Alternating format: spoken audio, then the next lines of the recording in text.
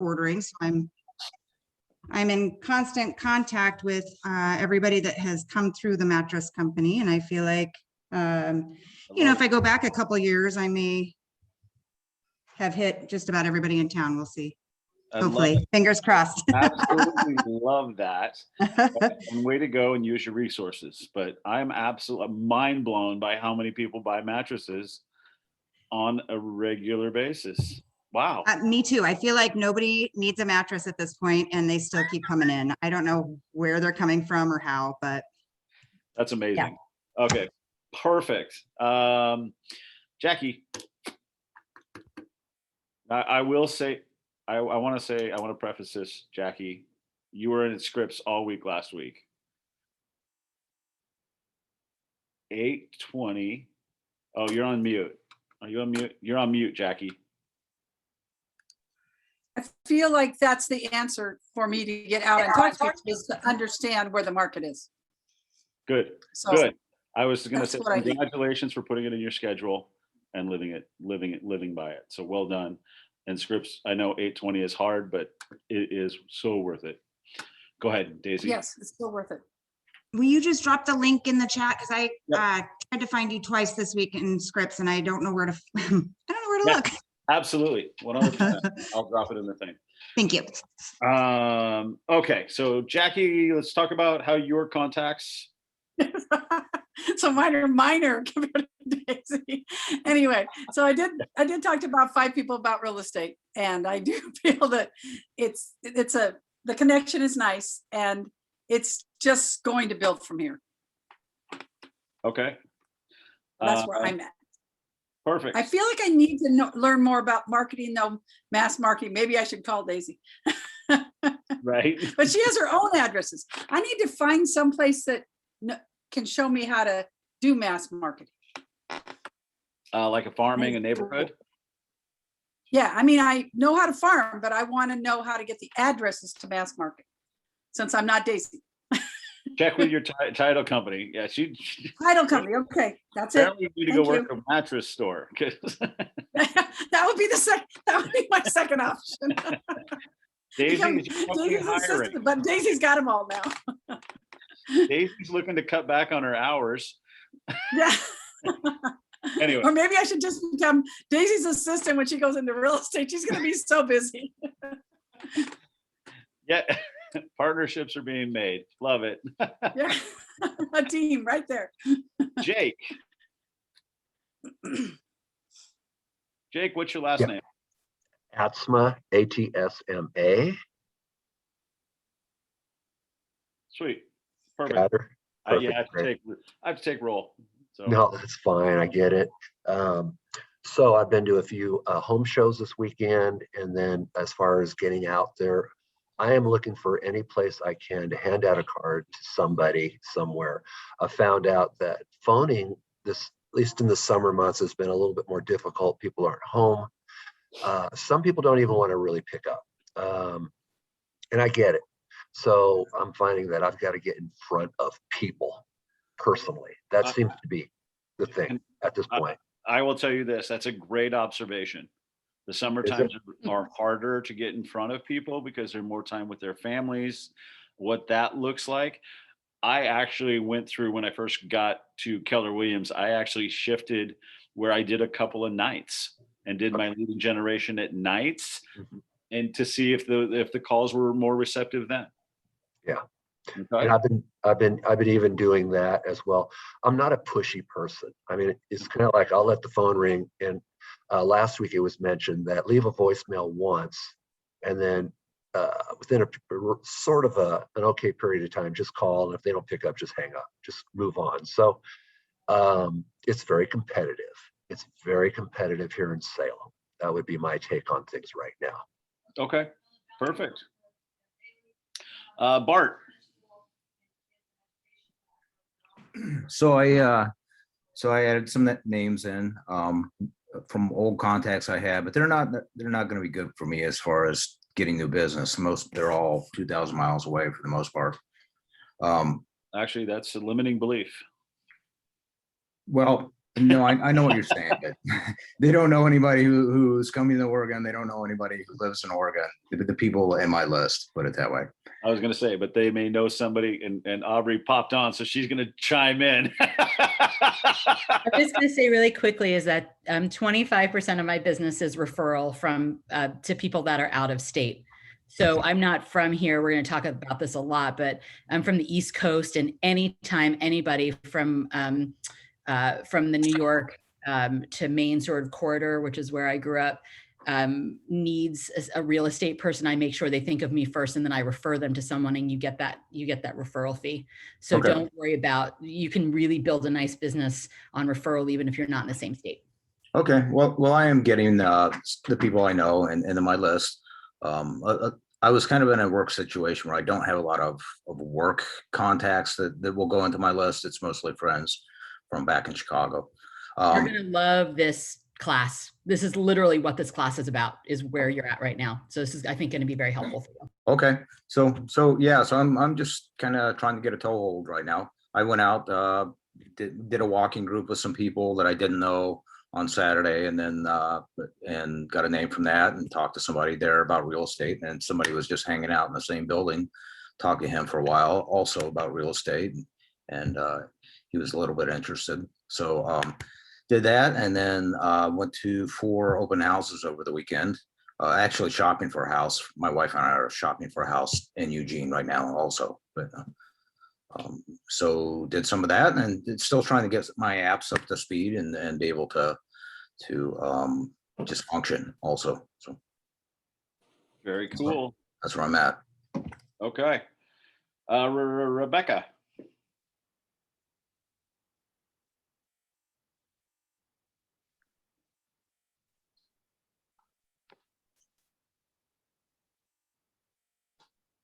Rebecca?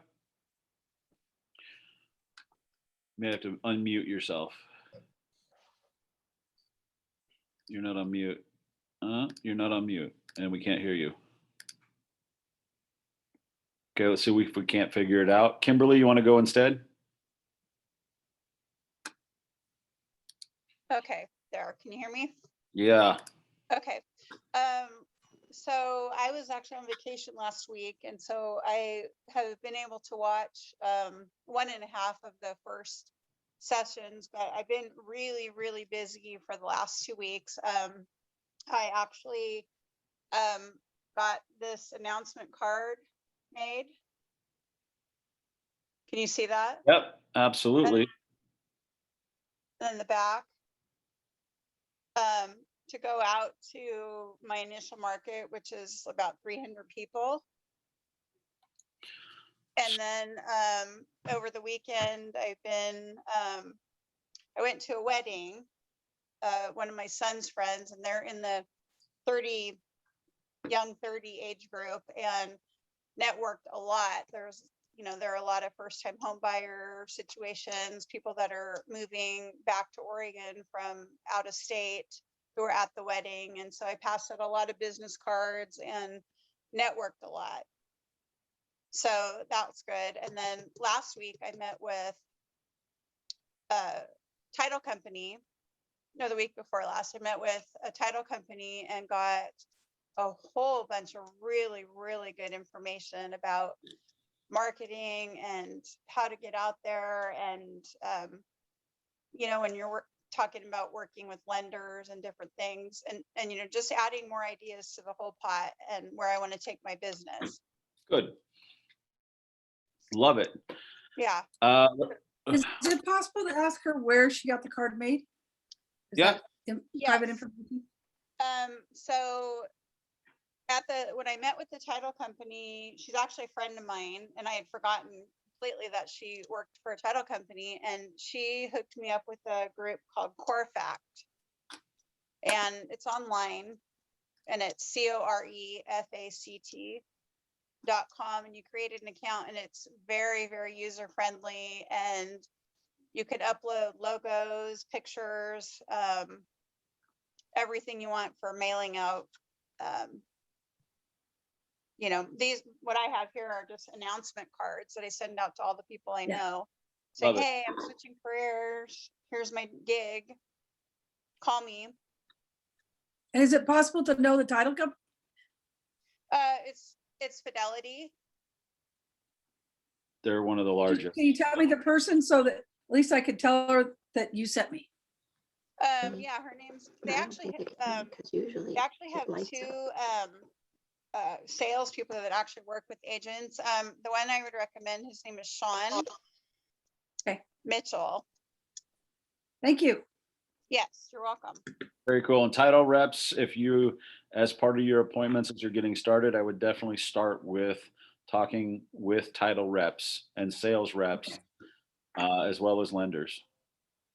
I did not know that title reps knew about marketing. Yep, they're very helpful. And the other thing is, they gave me an app to download, which they have to actually refer you to it, like give you permission to it. But it is the coolest app that you literally at your fingertips, you can tell a buyer, oh, what can you afford on a monthly payment? You know, do you have a lender you're working with? Okay, great. What do they say you can afford? You punch in that number and it reverses everything to what home prices they should be looking at. And then you can, comes up in a really simple report that you can just literally text them, email it, and it looks really professional, and you can do it literally in a matter of 20 seconds. So it makes you look really professional and quick. And yeah, so that, Thank you. I've learned a Thank you. ton from her, more than I've gotten just from networking with Keller Williams people, actually, to be honest. Okay, and I'm going to ask everybody, if you're on the call, please put your video on. This is an engaged thing, and put on your video. And then when you're called upon, there you go. There we are. That, and I know you're at the computer. Rebecca, you want to try? Yeah, I'll try again. Can you hear me now? Now we can hear you. Yes. Awesome. Okay, sorry about that. The button on my keyboard's not working, but my clicking it on the screen. So, okay. So, yeah, I've had like a very successful weekend so far. I entered several contacts, about 26, 30 contacts into my database. And I am working on planning a client event with one of my partners. We actually set up our application for an LLC with my husband and my sister to have here, and we're working on that this weekend. And I this morning joined the Springfield Board of Realtors, so that's moving forward for me, so that I can complete the getting on the MLS and Perfect. those things. So that'll be great. And then also I have an Airbnb in my Portland house that I have a couple of guests who just checked in this weekend from Utah. And one of the first things they said to me is, we're looking for land out here in Oregon so we can buy it, so we can build a house. So that was an awesome lead to be able to talk to them. He said that we'll stay in contact with each other. And yeah, I know that I've been able to talk to several people in the past about having leads and contacts with people who are visiting the area looking to buy. So Love it. that's an awesome possibility for me. Love that you're all getting in front of people. Yeah. Okay. Aisha. Hey there. Hey there. I finally got back to my house. I got stuck in traffic, you know, like when you want to get off on you know, when you want to get off and then they have it blocked off so you can't get off. I'm like, I don't know how to get back to my house. Anyways, it was a nightmare. But I made it back. I just got done meeting with a title rep at First American Title. And we didn't talk a lot about the marketing. Actually, we didn't talk about that at all. So, but she did send me or give me a couple of things. I was just looking through it because Kimberly was just talking about her title rep, talking about all the marketing they offer. So I was like, do they have that in here? And they do. So I'm gonna have to look that over. I, you know, have a difficulty getting in front of new people. I have this guy that I've been talking to at the corner store. He works at the convenience store I go to, and he's kind of a lower income like what he's eligible for his loan. And he's kind of talked to me a little bit about it, but he hasn't been able to find a house because of like he's only approved up to like 210 or something.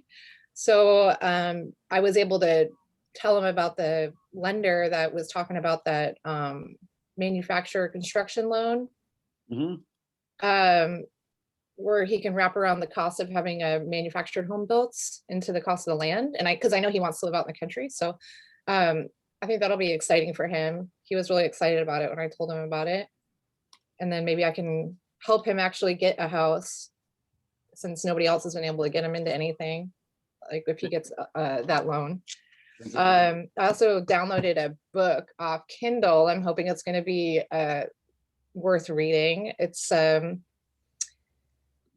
like a blueprint for like if you have a small, like if you just move to a new town and you don't know anybody, and it's supposed to be like building your business in 30 days, like what you would do on a daily basis. It's a lot of taking of videos and uploading them to social media. You two are going to love today's class. Yeah, so I think that's going to go with today's class well. Yep. It was a little intimidating when I was reading it. I was like, I don't know if I'm gonna, but I'll figure it out. And I feel like there was something else I was gonna bring up too. I forgot what it was, but Comes back to you just. yeah. Well, I do Saturday market. You know, I do meet a lot of people on Saturdays, but the conversation doesn't always go to real estate. So I was thinking about getting a little laminated sign. I don't know if they're gonna. You're not supposed to really advertise real estate because it's a handmade market, but I wonder if they would say anything if I mean, nobody's going to say anything if they don't see my sign. I'm just going to put it up. I'm not going to ask. Business cards out. What? Put your business cards out. Well, I think I might not be able to do that because it's not like a handmade type business. But having just a little sign that says, ask me about real estate. Remind me about that. Just put a little asterisk by that about having conversations if you can't advertise that you're a real estate agent and like how to do that. Just remind me about that during the class. Okay. Because I was thinking about having like a little sign that said, ask me about real estate. And then I would just like give people a card or whatever. But if you got a better idea, I would love to hear it. I do. Yeah. Okay. So anyways, that's everything I have to say. I'm excited for these check-ins because I know Aubrey's just getting goosebumps hearing about all of these people who are new to the area and whatnot. So Mr. Dealing, how are you? Doing well, thank you.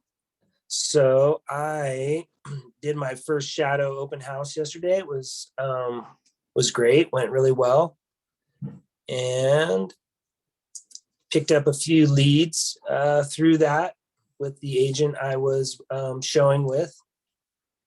And I've been meeting a lot of people and handing out my contact information.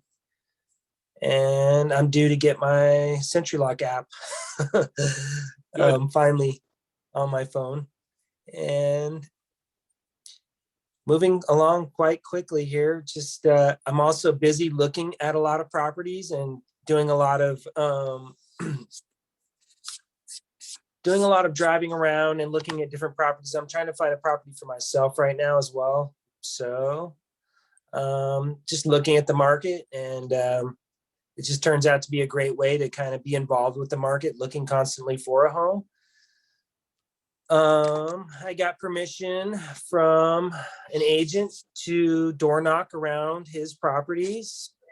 So I was actually going to ask you, Matt, what you would take with you on a door knock from a home that had just sold in an area. And if you were going to go to the surrounding things, I think it'd be like I'm thinking like the recently sold homes print out of MLS. I would actually take your TML report. Yeah. Number one is going to be your Yep. TML report. It will tell you your pending, your actives, your pendings. Yep. How much Got it's that sold right for. here. Got plenty of those. So So you can have that. And ultimately then it's just asking the question. Are you living in your dream home right now? That question gets everybody, right? and I've also just recently joined a company as an agent for Debt to Wealth, which is have you heard of that before? I have not. it's just one more thing that can kind of like add more value to people. It's one more way to just reconnect with people that if they're not looking to buy, sell, or invest in a home, that they probably either know somebody or may have a debt situation themselves. Okay. Perfect. Sounds good. Lots of good things going forward. People are, you guys are all being creative. I love it. Alicia. All right, so Friday, I joined the Eugene Realtor Association, Good. and I set up an orientation for Thursday with them.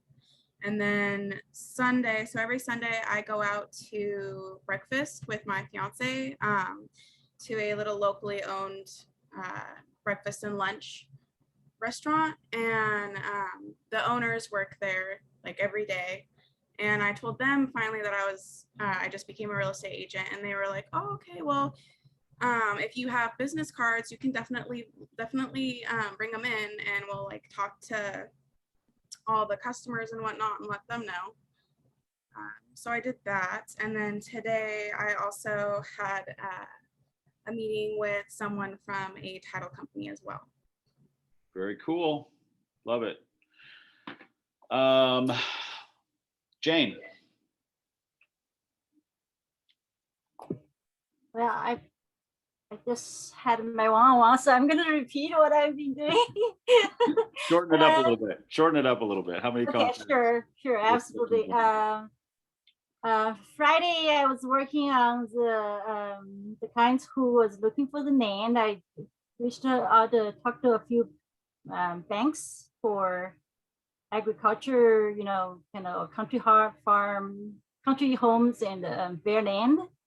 So get to know their program and got some information. And yesterday I got my first call of somebody I did not know. I picked up at open house and called me. She wanted me to be their buyer's agent. So I was very excited. We went to see 3 homes, and I did some comps for them, CMA for 2 houses.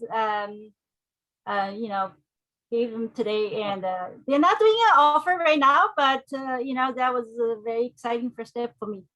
Way to go. Thank you. Nicole. So I had a pretty productive weekend. I'm actually sorry about the ducks quacking in the back. We're feeding ducks right now.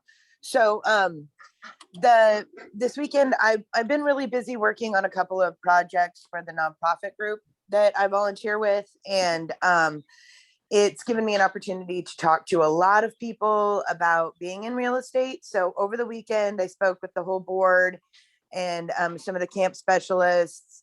I don't have my cards yet. I just got my license, came through Thursday last week. So I'm struggling a little bit with the technology, even with the templates of getting my business card, but everybody's been really supportive, and I feel confident that we're, I'll get them done by the end of the day and ordered. So I also went to some open houses, and since I didn't have cards, I just sort of was a little shy and was like, I'm just here to look. I didn't really engage with the agent at all, just kind of looked around and then sort of hung out to see what it looks like at an open house. I haven't really done those much. So, and then after the open houses, I drove around the neighborhoods just to kind of see how many other houses were for sale in the neighborhood, and then kind of just spy out places that looked empty. And I've been compiling a list of places I noticed in around the area where I live in Veneta and Elmira, and then around the places at the open houses this weekend that looked empty. And I'm going to take a trip to the county assessor's office and see if I can track down owners and ask people, hey, what's up with this house? Have you thought about selling it? So I added some more contacts, but I haven't put them into command yet. I'm still kind of like made in the 70s making lists. So I have like 2 notebook pages full of contacts that I'm going to put into my command, but that I've just been collecting from different email addresses that I can't import because they're not actually my contacts. They were just like, I sent them an email. Okay. And then I also met with a person from a title company, and I have an appointment to meet with a lender on Thursday. So just, getting out there, meeting people, kind of getting used to starting conversations, asking a lot of questions, that kind of thing. So Good. Briley, well done. Yeah, so over the weekend I talked to a few people from the grocery store that I go to that I see all the time. That went well. And then a few neighbors, made some contacts that way. I think my next door neighbor he's getting ready to list his house. So, and we talk pretty frequently, so that was good. And I think he's definitely thinking about Good. me, so that's good. Sorry. And also I talked to my lady that does my nails, and she's gonna let me leave some business cards once I get those made. Yeah, you gotta show your nails now. What? Show your nails. They match the shirt. Yep. Yeah, and Good. also I got my headshots done this weekend. Very cool. Yeah. Very cool. And then we're gonna meet today at 4. Okay. Yep. 4:30. Sorry, Emily. Last but not least, Okay, sorry, can you hear me? I can hear you. Yes. Okay, I was having some connection problems, but it sounds like my video is not working now, but I can hear, so that's great. I have just been super busy. I still have my Excel spreadsheet. I've been adding my contacts to that are from my phone and from social media. I'm also working on selling my own house, and I'm going to be listing it here in the next 3 weeks. So I feel like I'll get a lot of experience doing my own. And that's been keeping me pretty busy just getting it ready. But other than that, I've just been slowly adding contacts to my Excel spreadsheet. Perfect. Everybody sounds like everybody's doing a great job getting out there, meeting contacts, building your business and whatnot. Don't forget to add those contacts to your database, your data bank. Okay. Aubrey, I have a special message for you from Yvonne. She said she would love to be here today, but can't because she's cleaning one of your wonderful listings. She is. I can't fault her for that. That's true.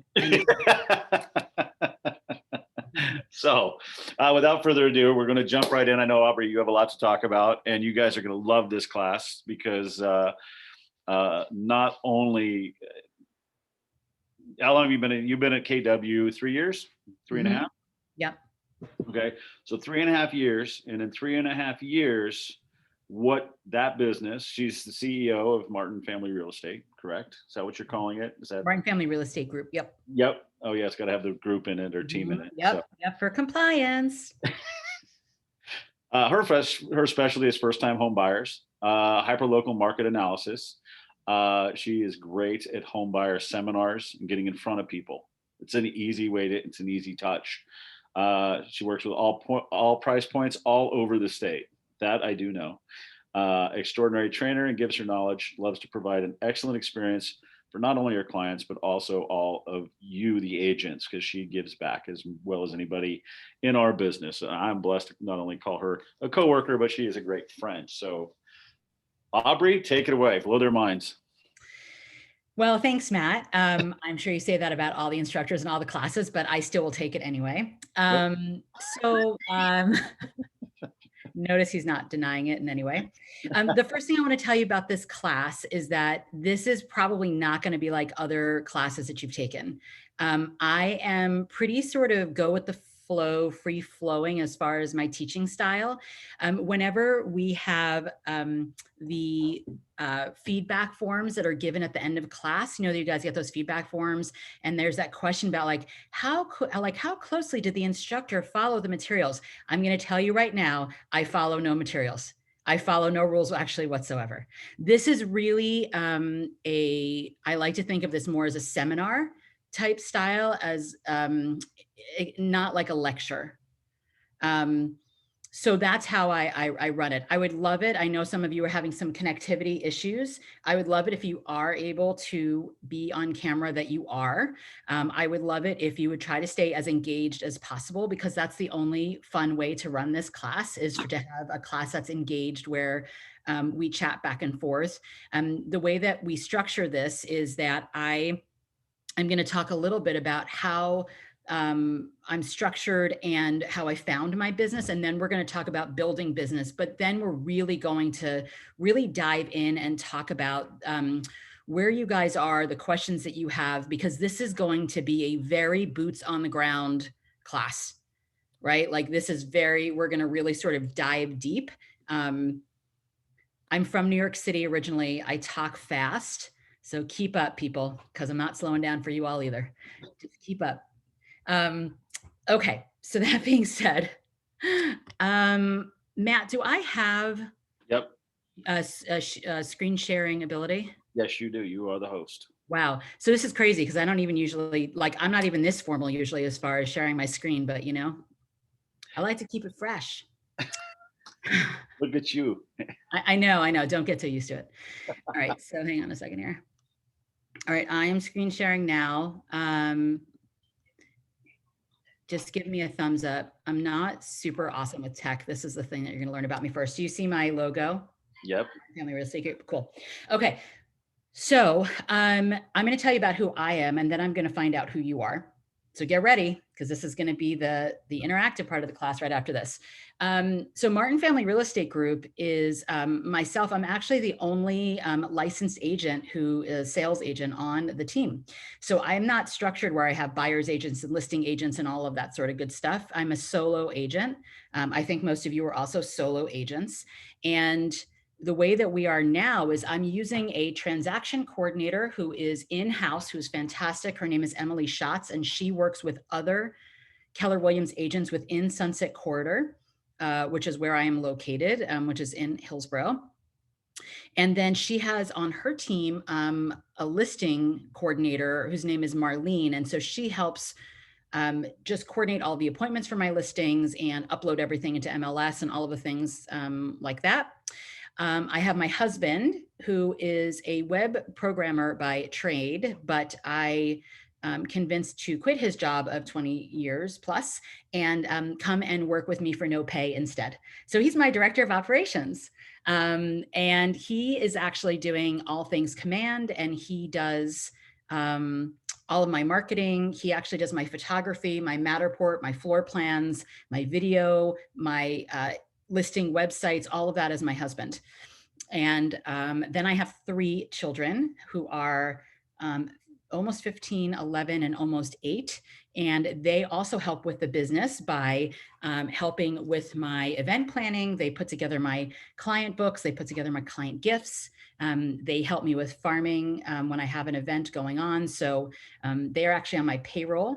At some point when you all grow and you have children, put them on payroll. It's really good for your taxes.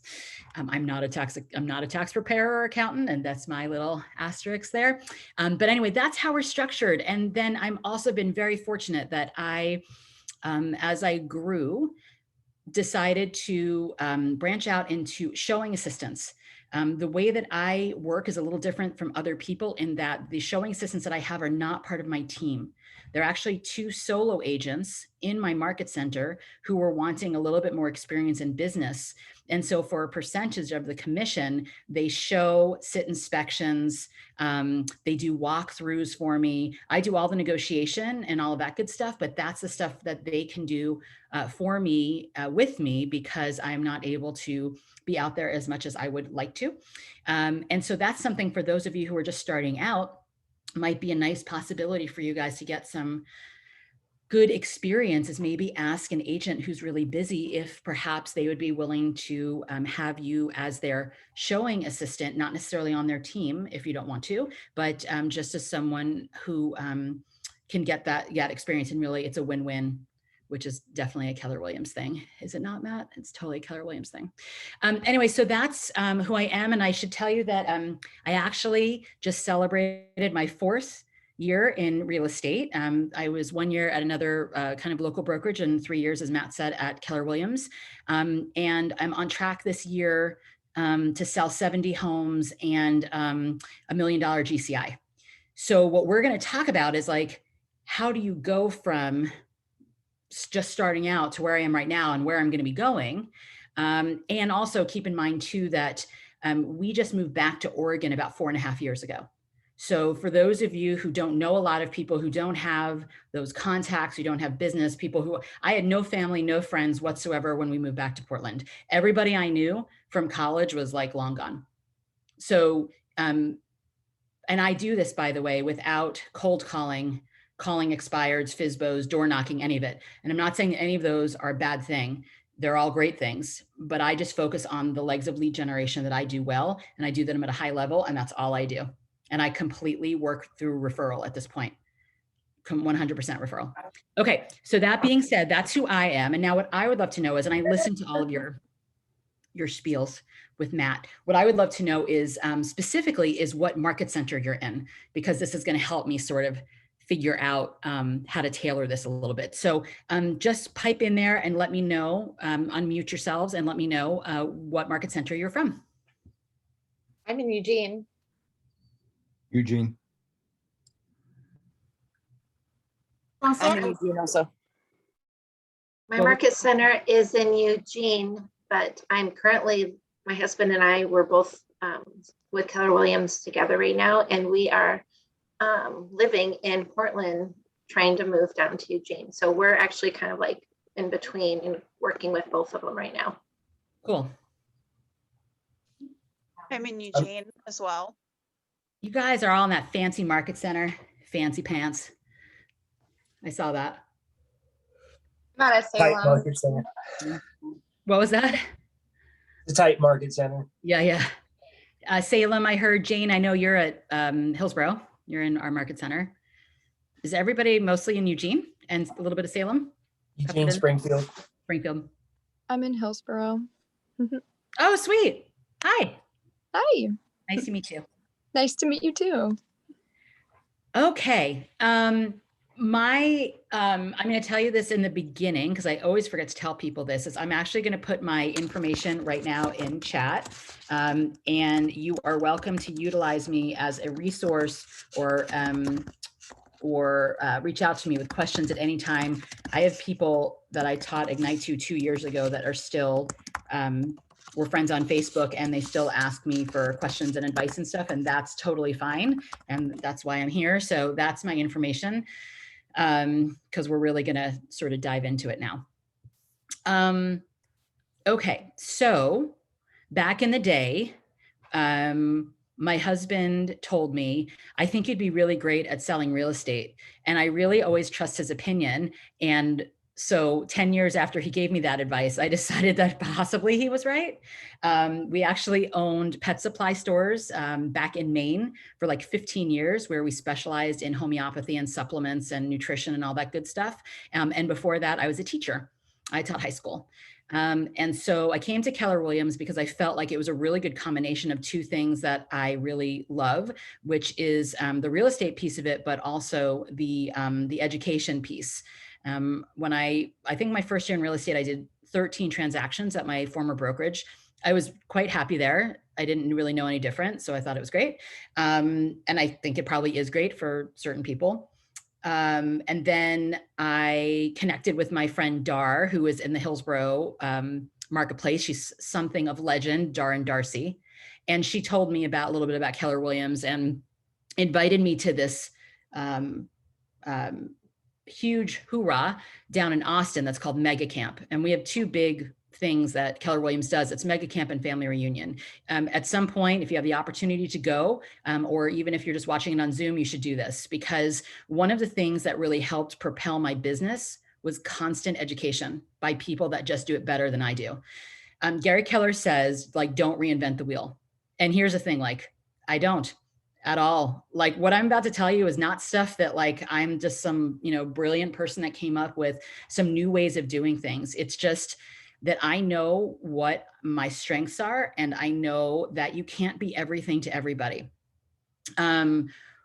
I took a program in my first year. I took it with Matt, actually, called Bold, another really awesome program. You should take it. I will tell you that although Bold is definitely about business, and I got some really great business ideas from it, one of which I'm going to share here in a minute, but it's really more about getting rid of those self-limiting beliefs and figuring out what is holding you back.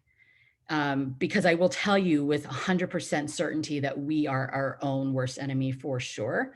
And the big thing that I found out that I was grappling with in my first year of real estate is that I was going to be like too much for people here. Like I have too much energy. I'm too like, woo, you know, and Northwest people are sort of known. My husband's from the Northwest. I went to college out here. Like, I know you're all are like a really chill bunch, or you like appear to be a chill bunch, right? You're pretty like, you know, like just kind of laid back. And I'm from New York City, born and raised, nothing laid back in this girl in any cell of her body. And so I spent the first year of real estate really worrying about how I was coming across. Are people going to like me? I need to dial it down. Maybe I should be driving a nicer car, you know, like all of these things. And what I learned in Bold is that like you're going to attract the people that are good people for you. You can't be everything to everybody. And once I sort of let that down and just sort of became vulnerable and real and started to hang out with people that I liked, not just like for real estate stuff, but just because I like them, doing things that I like to do, like going to theater or, you know, going to soccer games or whatever it is that I like to do, those became my people because they were real, authentic interactions. There was someone on earlier that was talking about the farmer's market, right? About the farmer's market and how do I engage? So this is what I'm gonna tell you about all of that. When you're in real estate, you're not supposed to be a secret agent, right? You need to tell people what you do. But I'm not a huge fan of this, like, who do you know who wants to buy, sell, or like, you know, invest in real estate? It's not my jam. Now, maybe it's yours. It's not a script that works for me. And all a script is the thing that you say routinely so that you don't have to worry about other things, right? It's just a script can be really anything. So for me, what that looks like is I have children and we're often at events, you know, they have a million cockamamie things that these children do after school or during school or in the summer or whatever. And I'm standing at a soccer game because 2 out of 3 of my kids play soccer. And I'm just talking to a parent watching the game. It's super fun. And we talk about, you know, oh, you know, like whatever, we're in a particular neighborhood for this game. And what we talk about is like, oh yeah, do you know like the house down the block there? My gosh, it's crazy. That just went for like seriously $120,000 over asking. You know, like, and I don't even, it's just a conversation that happens to be about real estate. I don't even necessarily, I'm not pitching them on anything. I go to a daughter's birthday party and I'm studying those TMOs before I go to that birthday party in that neighborhood. Because, you know, we're just chatting and like, oh my gosh, did you see that your neighbor down the street just sold that for like 30,000 over asking? It's crazy. Because here's the thing. Everybody cares about real estate. I don't care if they are, interested in renting. I don't care if they are living with their parents. I don't care if they've lived in a house for 30 years. People care about houses. This is why HGTV is such a big deal. It's not for the reality part of HGTV. There's nothing real on that channel, but people love that stuff. They love talking about it. And so I become really the source for all information. And that is how I've sort of positioned myself to have the success that I have been having, is that I become the resource. And that's really, when we talk about building our business, this is what we're going to talk about. And that's how I built my business, is becoming that resource. So from the beginning, one of the best decisions that I made, and I don't remember it being this momentous thing, but it was that I was going to join as many groups as possible that were about women in business. This has always really appealed to me. I'm a small business kind of girl. I don't like Amazon. I don't shop at Walmart. Like, this has just always been my thing. I like supporting small business and I like supporting women in small business. That's just my thing. So I joined this group really from day one that's called MOB, and it's mother-owned businesses. It is there's a free group and there's a paid membership group, but initially I started in the free group. And all this are women who own businesses. And now some of them are in Portland and some of them are not. But what I started doing was I started inviting women to my office for 15, 20-minute tea. I don't drink coffee because caffeine would not look good on me. So tea, nice and calming, nice and chill. And what we would talk about is their business. Now, who are the types of business people that I was talking to? They could be house cleaners. They could be contractors. They could be, of course I spoke with lenders and title and all that stuff. That's sort of a given, right? They could be window washers. They could be literally anybody in business, but especially those people that had a service.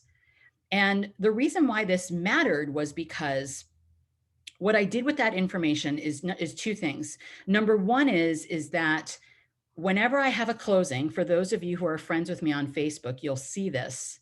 Whenever I have a closing, every person that is involved with my closing is tagged on my Facebook page.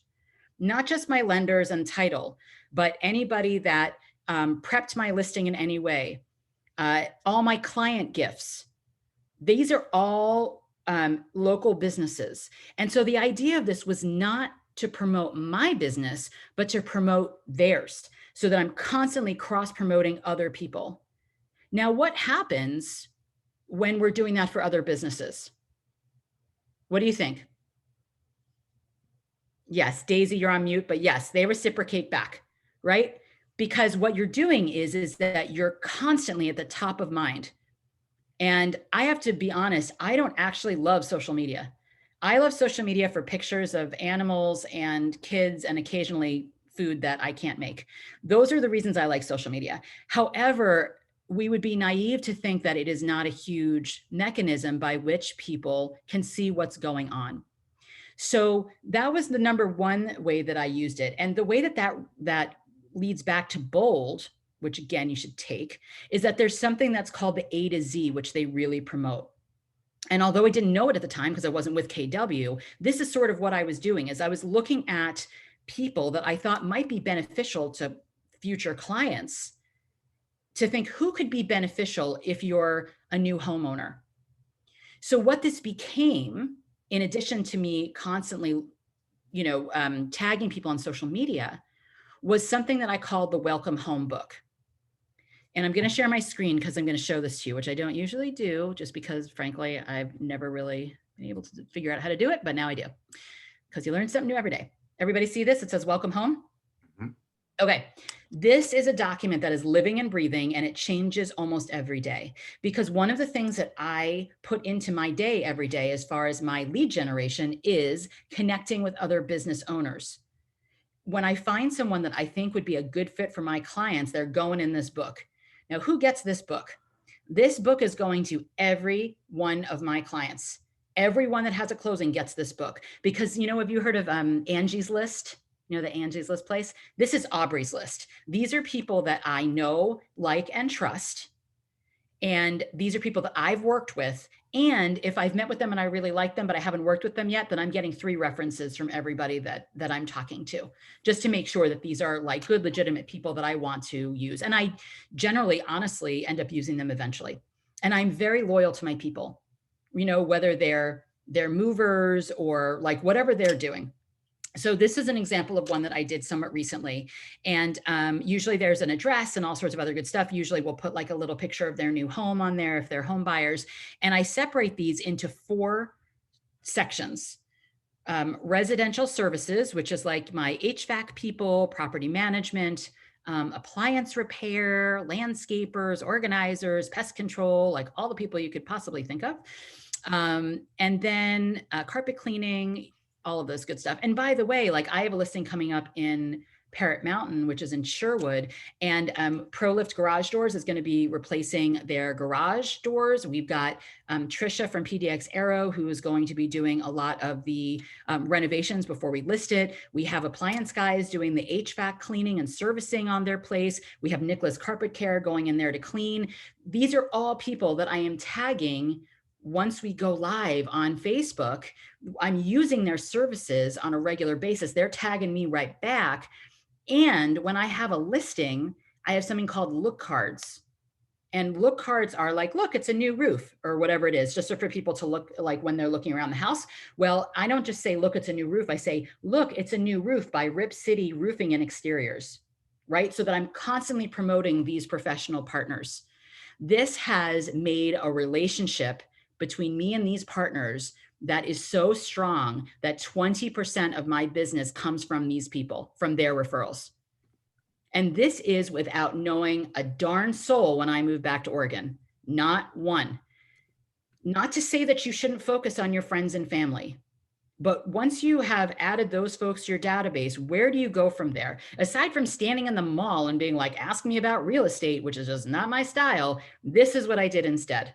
So this is my leg of lead generation. Number one is my professional contacts. So professional services, residential services, professional services like accountants, notaries, travel agents, musicians, florists, that kind of stuff. So stuff that doesn't necessarily have to do with the house, my financial advisors, all of that stuff. Health and wellness. So doctors, naturopaths, massage therapists, all that good stuff. And then food and drink is the fourth category.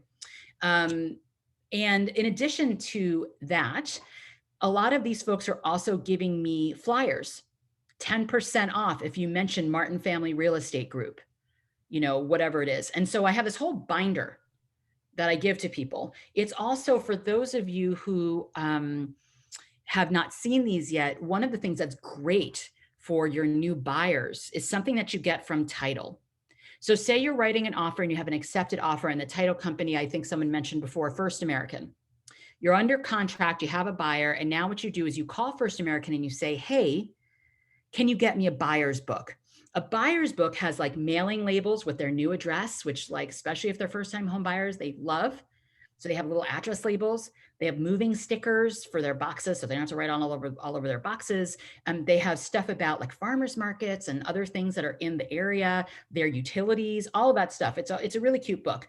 So what I do is I add all of that and I put it into the binder, and it becomes like the base for the binder. And then I add all the welcome home stuff as well. So what they're getting is something like really substantial. It has a lot of information, plus I'm giving them my discount. And let me tell you, my stuff is branded all over those suckers, so that they are constantly reminded of me as soon as they open that book. So that welcome home book and the Facebook presence is one of the ways in which, number one, I built my business, or I found my business, and how I keep building my business, because those are relationships that I keep nurturing. I'm still part of that mob group. I'm part of the paid group now. And how I keep building business there, and that is my next 25% really of where I get my business from, is that I show up. We obviously had meetups before the pandemic, and now it's via Zoom, but I make time in my schedule every single week to show up to that. It's 2 hours a week. It's part of my lead generation time. I currently, right as we speak, have 4 mob clients that are under contract, either through listings or as buyers. And in fact, just had a mob client put an offer on one of my listings that we are reviewing tonight. So it's just a matter of showing up and being consistent. I'm not salesy. I'm education for sure, but I am definitely not salesy. So it's just a matter of being there and making sure that you have that consistency. So when I'm talking about lead generation, legs of lead generation, my first big one is really the networking. Networking with business is my number one. So that comes in the form of mob. It comes in, the next form is how it comes in is I created a BNI. I will tell you that like, this is the thing that always perks people's ears up. I actually teach this class to agents all over the world, what I'm about to talk to you about, this building your business. And when I talk about BNI to these, no matter what the market center is, the ears perk up. So does everybody know what a BNI is? Oh. Okay. BNI is Business Networking International. It is a super structured business group where you can only have one business per category. So the 4 core people that start a BNI, a business group, are real estate, financial services, lending, and P&C, which is property and casualty insurance. Those are your 4. And then from there, you get people in the group that are, you know, health insurance, or we have someone in ours who does gifts, massage therapists, naturopaths, you know, like what window washers, like whatever, but only one per category. So the thing with BNI is that you literally have to like murder someone to get into that real estate position, because no one leaves it. BNI is a huge source of business for people if you do it well and you do it right. And it's very hard to find a BNI where there's not a real estate agent. And if there is an opening, you sort of have to like throw down with 40 other agents that are trying to get that same spot. And that's just not my jam. So after going to a few of BNI meetings to see if it was a good fit for me, and then going through, it really felt like Lord of the Flies to try to get that real estate spot. I decided that I didn't want to do that. And I was going to blaze my own trail like usual. And I just created my own. So a couple of years ago, I got together with some of the friends that are from the Welcome Home Book, right? These people that I started meeting a few years ago. And I said, listen, why don't we do something that's a little bit more intentional? Mob and that group is really great, but it's also like a lot of social stuff. I wanted intentional business. Now, you don't have to do BNI or Mob, right? Like you may not be a mother-owned business, whatever, it's fine. There's business groups all over the place that are social groups as well. You can find a group perhaps that is something maybe that you're interested in. There we go. Thank you. Got it. So you can possibly do something that you're interested in, right? Like maybe you're someone who wants to be on your kids, PTO, or maybe you really like going to football games, or you're like me and you like to go to theater, whatever. You just need to find a group of sort of like-minded people that you like, and that becomes sort of your group. So we created this BNI, and the purpose of the BNI is really to pass really good referrals. And so again, this is part of my networking and my lead generation, right? We have BNI from 11 to 12:30 every Tuesdays. We have one-to-ones with members so that we can get to know them and get to know their business. Because again, they're going in my Welcome Home Book, right? And I'm helping them as well, and they're helping me. And BNI accounts for about 25% of my business as well. I have at this point closed with 75% of the members in my BNI, I have either helped buy or sell a home. And then from there too, you want their referrals as well. So remember, lead generation is leg number one, which is for me is networking. My second leg of lead generation, which has been very interesting, is my home buyer classes, which Matt talked about. So again, this is about consistency.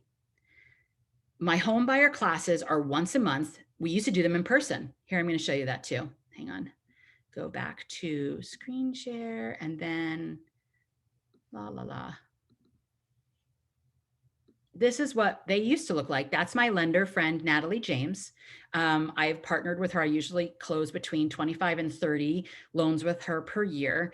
This is what this used to look like when we used to meet in person. And what's crazy about this class is not only do I know everybody in this class, but aside from one family who we're still working with, this was Christmas right before COVID. So whatever that was, 2019, hard to tell with the time warp, but I think that's right. Every one of these people is in a house at this point. Our attrition rate of those people that sat in classes in person was killer, because we would basically make sure that we set appointments with our lender who was teaching the class before they left the class. And so once they set their pre-approval appointment with her, then they came right on to me.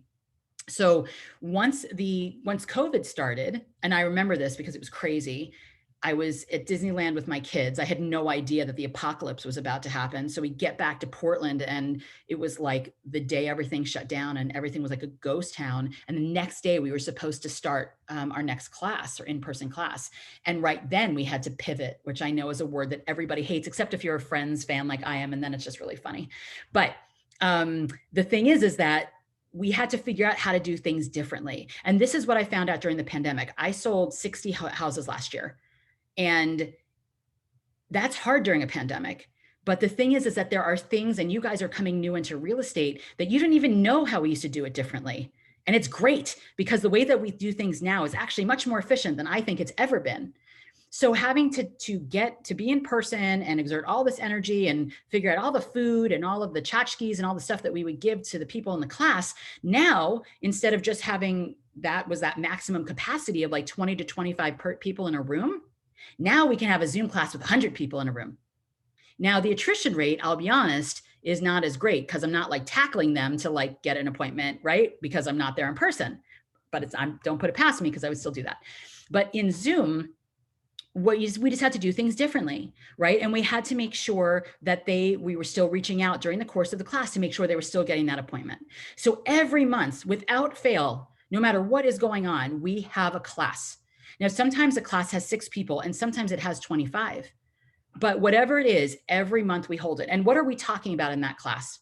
We're talking about the process of buying a home. We're talking about lending. We're talking about homeowners insurance, because I have a homeowners insurance. My PNC guy from BNI teaches this class with me. My lender, who is Natalie James at Academy, she's in a BNI. She's not in my BNI, but she's in a BNI as well. And she's that lender partner of mine. And by the way, we've done so much business together that her house is now pending and I'm the one that sold it, even though she has a trillion real estate agents that she could have used, right? Because of this relationship building and the loyalty that I have to the people that I'm building it with, right? So,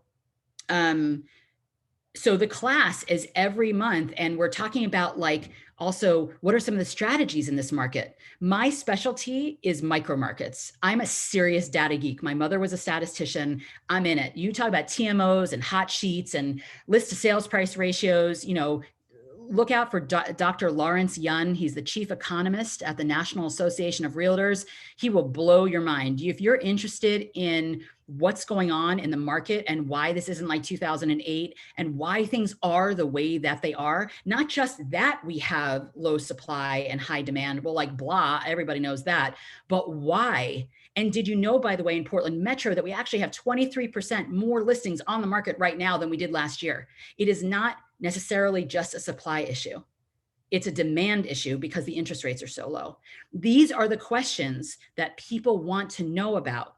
The statistics, the numbers, this is the stuff that we talk to people about at children's birthday parties. They want someone who has the answers because maybe they're not interested in buying or selling right now. But if you put that seed in their brain that you are the expert and you stay top of mind, believe me, you are the only place they are going to go when they are ready. You don't even have to pressure them. And I will tell you right now, I am not taking new clients unless I have vetted them to know that they are ready to go. If they are just dipping their toes in the market, they really have no idea what they qualify for. If they're, God forbid, they're not pre-approved. If they are like, we're just kind of seeing what's out there, or like, hey, can you come to my house and tell me the kinds of things that we can do? Maybe that could give me return on investment in a couple of years. The answer for me is no. It's no, because I don't have the time or the energy for that business at this time. But you better be sure I'm going to refer it to a partner like one of you who does have the time, who is hungry, who is trying to get their teeth into things, right? Like, because the thing is that like, this is how we all get into the industry. And that gentleman that was talking about, well, I don't really know anybody here. And so like, you know, yeah, right. Yeah. It doesn't matter. That does not matter. I have referrals back in New York and Pennsylvania and Maine and Florida and wherever else people tell me they're looking to buy or sell a house and I'm referring it on. You can be that person for people here too. And you can be referral partners for people that are literally in your market center, because people like me can't take people like that. I just can't. Like, I don't have the brain power, frankly. I think I lost that after child 3. I think that's just gone. I don't think it's coming back. And so, but that's fine. Because again, remember what we said in the beginning, you can't be everything to everyone, right? And so I refer out and I leverage out anything that someone else does better than I do, anything that someone else like, I'm not putting out directional signs anymore or putting on lock boxes. Like, I'm not doing that stuff anymore. I'm leveraging that out. And by the way, I am perfectly happy being a solo agent like this, where I can leverage out my administrative tasks, where I can leverage out the running of stuff. You guys, in the meantime, while you're building your business, get some experience by working with agents that are completely overwhelmed. They will pay you for this, I swear, because we need you. And in the meantime, you're going to learn so much about the business and then you're going to take off, right? So don't worry about being new. It doesn't matter. Okay. So number one is networking. Number two is my class. Now, who is it that's coming to my classes? Because remember I was saying those people that like maybe a year or two out or whatever it is, cool. No problem. I'm not saying that I'm not going to talk to anybody. What I'm saying is I'm going to talk to them in the class. I'm going to have 25 people in there who may not be ready to buy right now. And as soon as they register for Zoom, you better be darn sure they're going into my database. Those people are going into command and they're going on a drip campaign. Absolutely. We're not letting those people go to waste just because they're not ready for 2 years. I've closed people that took class 16 months ago. Doesn't matter. Totally fine if they're not ready yet. Not everybody's ready yet. It's totally fine. I just can't meet with them for an hour and a half. Not happening. Because the fact is that the market's going to be different in a year and a half anyway. And how that's going to be different, I don't know. But I know it's not going to be the same as it is right now. So we send them to the class. Now, who are those people? These are people that are in these, and this is the other part of my networking, social media groups. Don't care like what those social media groups are, but I belong to like every community board that exists. Nextdoor, I'm part of a Beaverton Moms group. I'm part of Beaverton Chit Chat and Hillsborough and like all of these different groups. And again, this can be maybe community stuff. It could be stuff maybe from like a social media interest group. It can be like whatever, it doesn't matter. But I become the resource. And what does that look like? It's so fun to do this. I made sort of a game out of it to be like, how can I work real estate into that comment? So someone's like, hey, I'm looking for a carpet cleaner. And I'm like, oh my gosh. So I refer all my real estate clients in Hillsborough to Mr. Steam Carpet Cleaning. Tag. I am not talking about real estate. They're not asking about real estate. Don't care. I refer all my real estate clients to, and that's all you have to do. And what happens is over time is that people start to always associate with real estate, even if you're not talking about that. And someone talks about like, the stuff about the market or like, oh yeah, the market's going to crash. Oh, you better be darn sure I'm jumping on that thread and talking about like all the things that they're completely wrong about, but in a super nice educational way. And then I invite them to take my class, because they don't know what they're talking about. So the people that are taking this class are people mostly from the social media groups, right? Like, and by the way, aside from this class and my listings, I don't pay for anything. I don't pay for marketing at all, ever. Seriously. I pay for ads for my listings because that needs to get promoted because that's part of my listing package. And I pay for advertising the class because I want people that are not necessarily in my circle to come to the class. This is new blood. That I pay for. Not a lot, but I pay for it. And then I cross promote it everywhere that we can. So those people from the social media groups are the ones that are mostly in that home buyers class. And then they're all in command. And then if they don't show up, if they register, but then they don't show up, then they are on command. And I'm hoping that everybody uses command because it's free and it's really easy to use. And then I set them up on a smart plan, which some of you will know about, hopefully. And a smart plan, if they don't show up to the class, now they're on a DNA smart plan, which means did not attend. And so that smart plan and that email looks very different than an email that I'm sending to someone who did attend, which is like, hey, what'd you think of the class? Have you scheduled your time with Natalie yet? When's I have these 3 times available, like next week, let's chat or whatever it is, right? So these are always people that are going to be in my funnel, whatever you want to call it. Okay, so number 1 was like lead generation was my networking. Number 2 is really my home buyers class, which is kind of surprising because I didn't think it would be as much a part of my business as it is, but it is. And number 3 is the part that I love the most, which are the referrals. So remember I said in the beginning of the class that I am 100% referral based at this point, other than of course the people that are coming to the buyers class. And a lot of those buyers actually come to the class because they've been referred by friends. But referrals, how do we make sure that we're top of mind with referrals? Someone had mentioned earlier about, what was that? Hang on, I gotta remember it. Nope, can't think of it. It's already gone. Okay, so anyway, with the referrals, I'm always, oh, about the events that someone was saying that they were planning an event. That's what it was. So events is something that I do very well, although I don't like actually planning for them, but they do tend to turn out pretty well. So the kinds of events that I have two different types of events. I have client events that are specifically for past clients as well as current clients. And then I have like community events. Now, COVID, of course, has changed some of this somewhat, but not as much as you think. So client events would include, I have one coming up next month, which is just a picnic in a park that's like half a block from me because I'm kind of lazy in that way. So we are bringing in coffee from a business partner of mine who is just a local coffee place in town that I love. And so I promote her whenever I can. And we just actually organized a cash mob at her place just to bring her in some more business. And so you better be darn sure that like, if I say that I'm going to need a carafe of coffee, that she's going to jump on it, right? Because again, we are business partners in that way.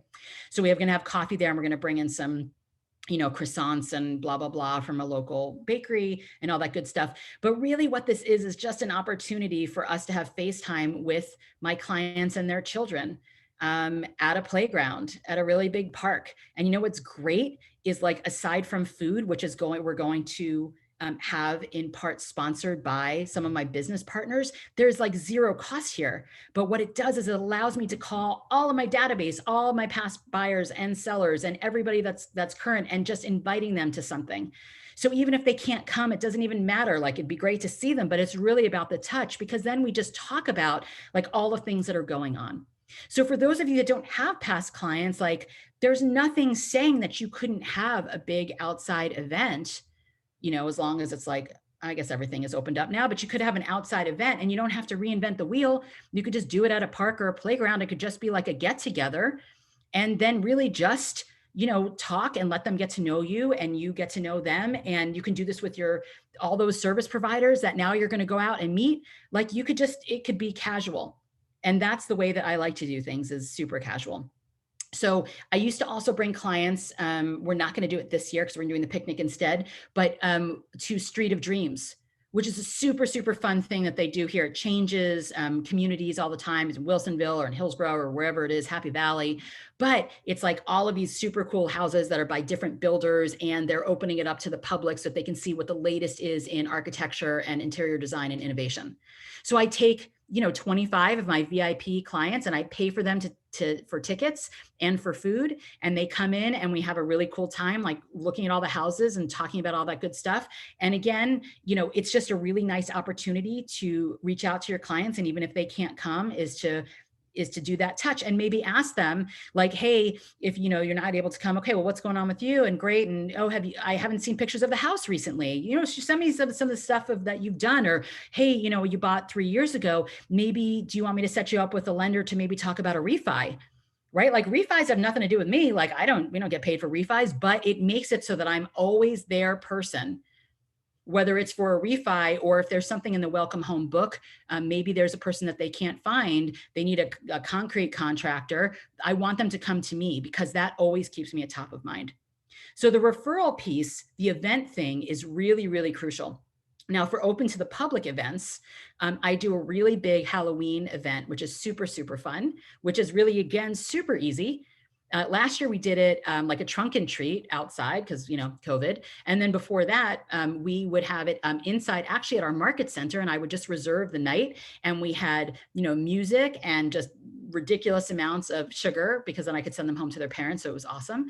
And crafts and it was really super fun. And this is open to the public by invite only. So I would promote this to my whole database, even if people that haven't bought yet.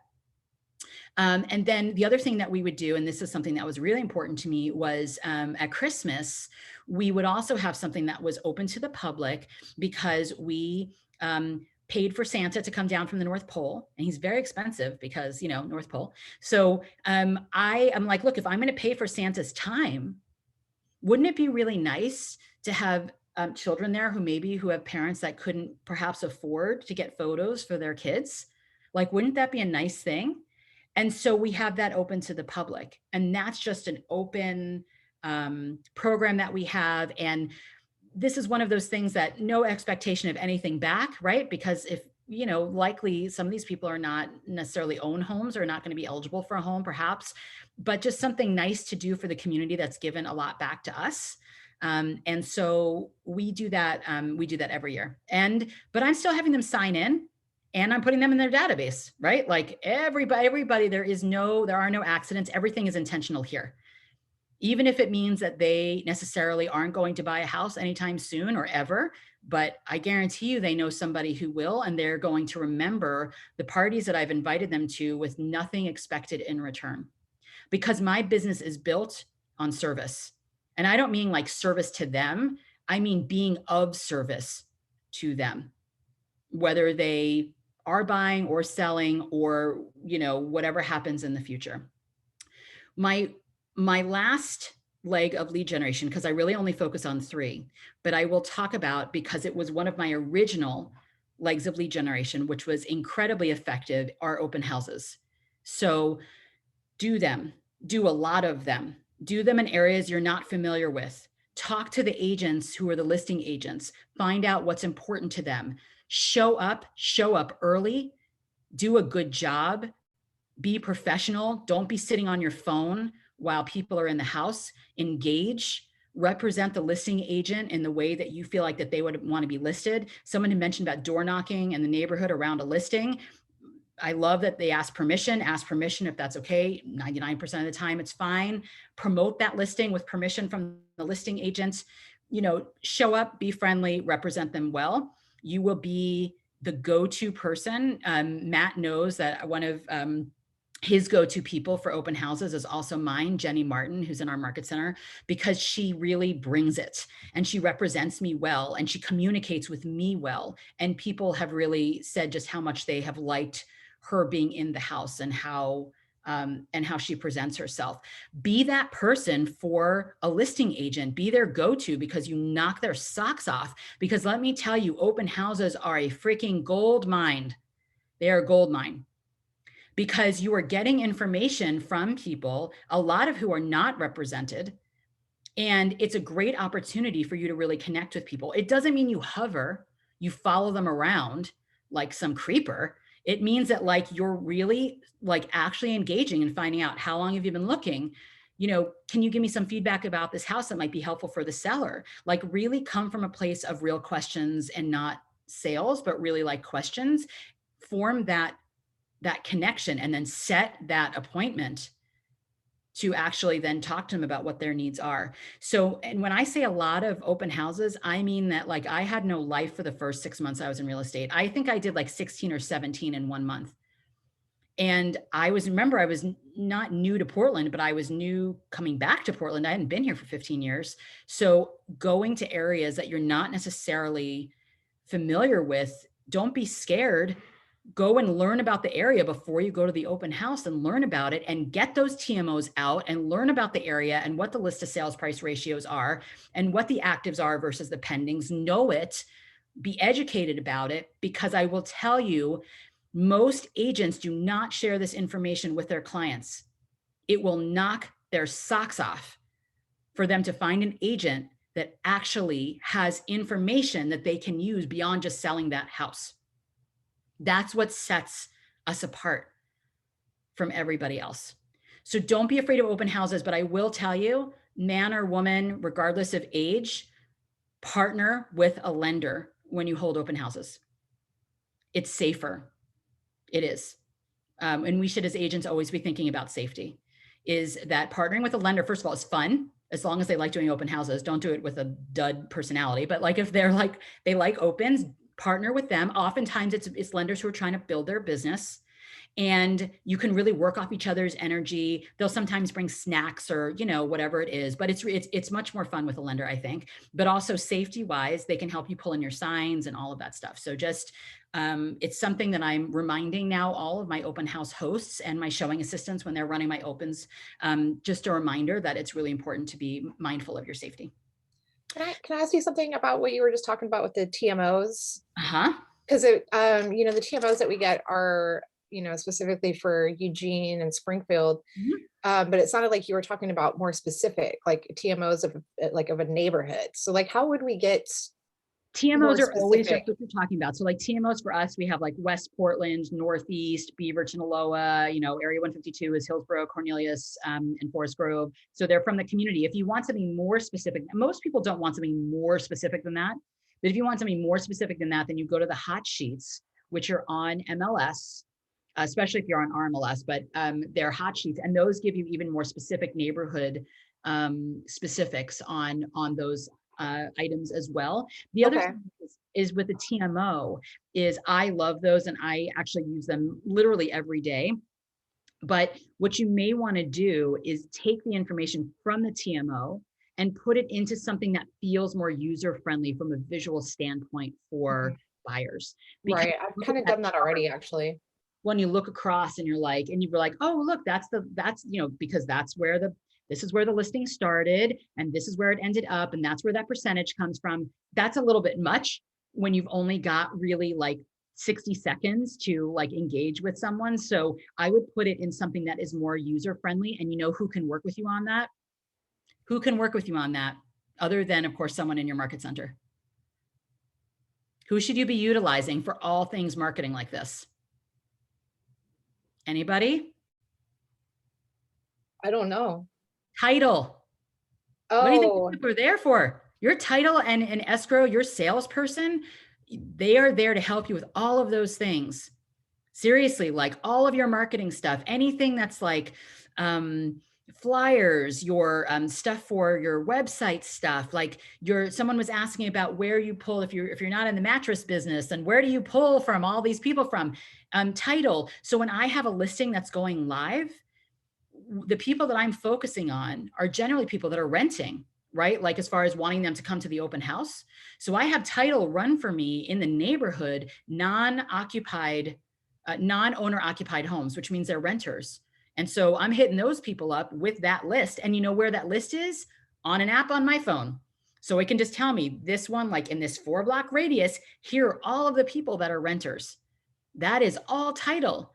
These people can help you. You need to find 3 title sales reps that you really like. I have 3 escrow officers, escrow title together, right? I have 3 escrow officers that I love, and I rotate between the 3 of them for my listings. And I really match them up based on the personality of the seller and who I think they're going to be a good fit with, because they're all excellent.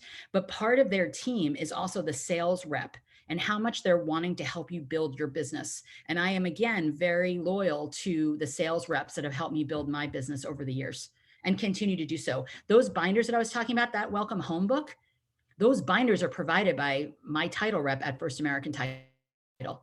70 binders a year she buys for me. I mean, my only cost for those Welcome Home Books are those sleeves. Remember those sleeves that you put like when we were in school, where you put like the pages in? That's what I pay for. Literally nothing else. Everything else is covered. Almost all parts of my business are covered by my providers, by my partners. so will the title company tell you, like, let's say, I'm trying to think of a neighborhood here in town, Cal Young area. So let's say, I have somebody that wants to buy a house in that neighborhood. Or I, want to find somebody to list with me in that neighborhood. So if I just wanted like neighborhood specific or statistics, like as far as how many houses have sold this past week or have been listed just in that particular neighborhood, would title be able to help me with that? That's MLS. That is okay. I'm doing my RMLS orientation tomorrow, so I'm hoping it's going to help a lot. go over that. MLS. And even for those of you who are not part of RMLS, every MLS has something like this. Where You said that was the hot sheets, right? Yes, hot sheets if you're an RMLS, yes. Okay. And so that's where you're getting your stats from. And I use a bunch of different sources for stats, but I try to go, especially when I'm teaching, I go macro to micro. So I start with like the national stats, and then I go into the more regional. And then I talk about, for example, I'm pulling up the MLS market action report. That's another really good place to get stats from. But the only thing is that that's like month over month, as opposed to like, week over week. But from there, then we go to TMO, and then I go to hot sheet. And that hot sheet is usually the most specific that you can get. Okay. And if you don't have a lot of experience yet as far as listing, or like if you're going for listing appointments and they're looking at like what your, kind of what your experience has been. And by the way, I think I've had one person ever ask me how long I've been doing real estate for. Like, nobody asks this question. It's all about confidence. Nobody cares. Seriously, they don't care. But the way that we talk about it is you're going to get your statistics from your office. Your office has statistics. It's called the LORE report. Do you say Laura? LORE, L-O-R-E. Okay. Like, I don't know. I don't even know what it stands for. Law of real estate. I don't know. I can't remember what it's called. But anyway, what it is it's basically showing Keller Williams and what your market center has done in the neighborhood and how it compares to other brokerages in the area. And we're always like top of the heap. And that's neighborhood specific. That's not just for like the city of Eugene. Well, no, LORE is not going to be about like neighborhood stats. It's going to be Okay. like if you're saying like, hey, in Gresham, this is how we fare against other brokerages, right? Like that's not your stats for like, here's what's happening in the neighborhood and the list of sales price ratios and average days on market. That's not that. This is just to show that if you're someone who doesn't have a lot of experience, that you can basically say like, this is how we fare against other brokerages as far as how much we can get for your house and all of that. Like when you don't have statistics about yourself, use it from your office. Okay. Thank you. That's a good tip. I do have a quick question. So the title salespeople or title reps, that's just like finding title companies and calling them up and Yeah. So like I personally use First American, Fidelity, and Lawyers. And remember, like if you're on the buyer's side, you don't have a lot of say in this market, right? Because in Portland Metro, we're at 0.8 months of inventory. Eugene is worse. Vancouver is worse. But we don't have a lot of say over that. But when I'm a listing agent, I do have a say over who the escrow officer is, right? Because the sellers are the ones that are generally choosing the escrow officer.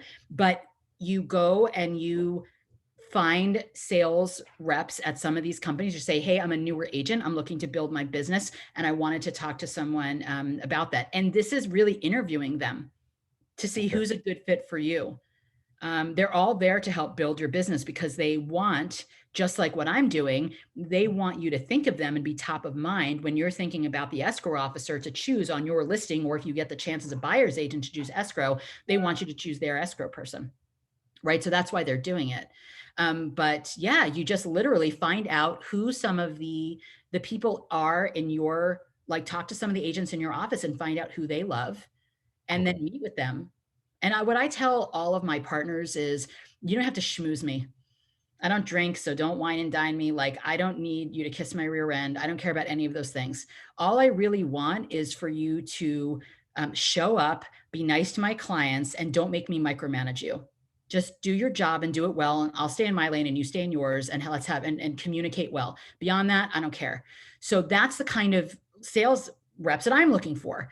Like, I want the people that are going to do what they say they're going to do. And that's how they earn my business. Now, you may be someone who likes to go to wine bars and all that, and that's totally cool. Like, that's totally fine. It's just not what I do. I'm not in that stage in my life. So you have to find the people that you connect with.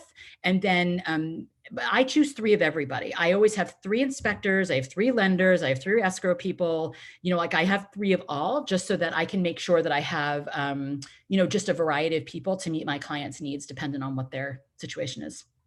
Cool. Thanks. So I'm just trying to look at all my stuff here. Yeah, I'm just going to open it up because I'm sort of like out of, I think that that's really what it is.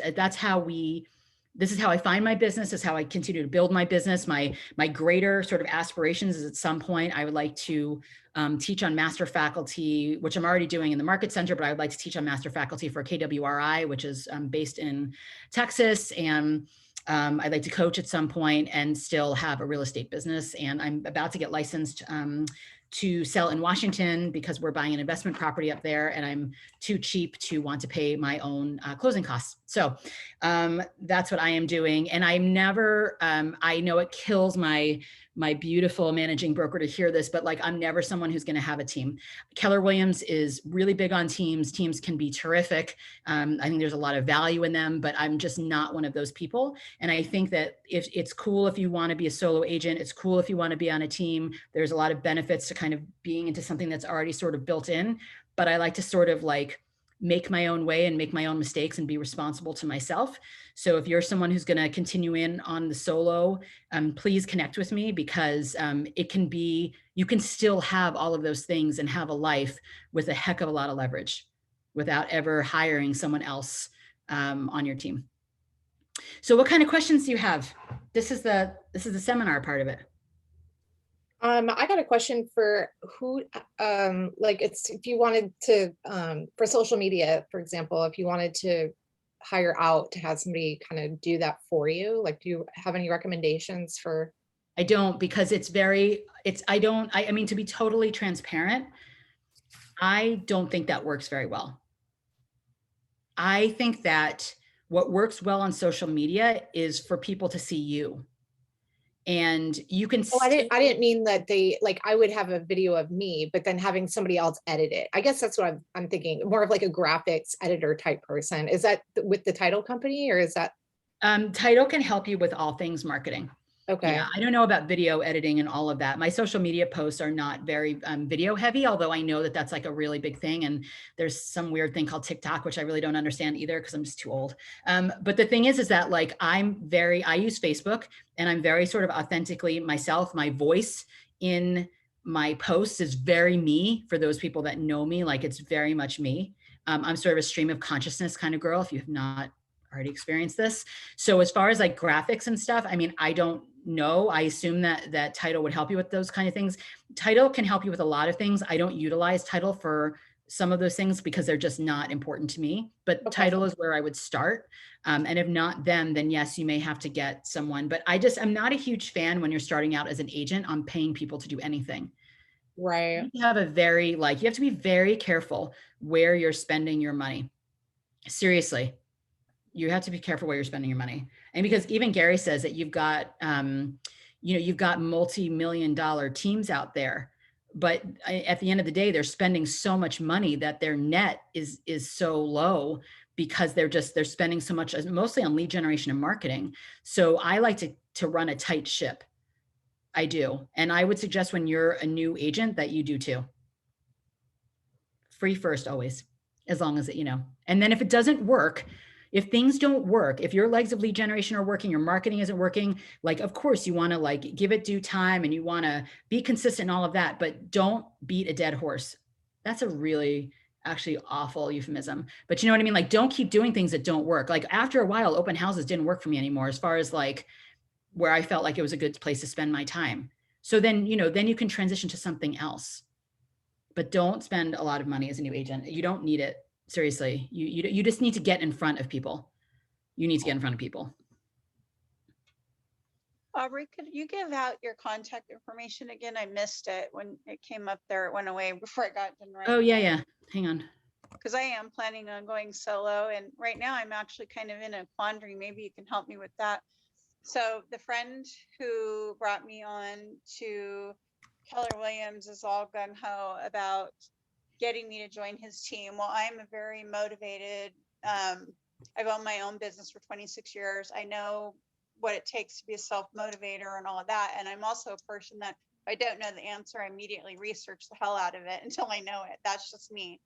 So I kind of feel like his expertise have some weight, but I also don't know if that's at 50% commission on his team would necessarily, I mean, to me, that just, I said to him, in fact, that works out really well for you. You know what, though? I want you to think about this for a second. And again, I'm just going to give you something else to think about, because I am a solo agent, but there's other things. Is that number one is they have built-in systems, though. Things that you just plug into, you plug and go.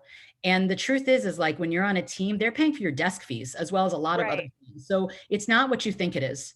That's all I'm going to say. It's not what you think it is. It's not like they're making money, hand. To be honest, I did the math, and versus like through my first 6 or 7 transactions, it was only a $5,000 difference if I was solo versus with him.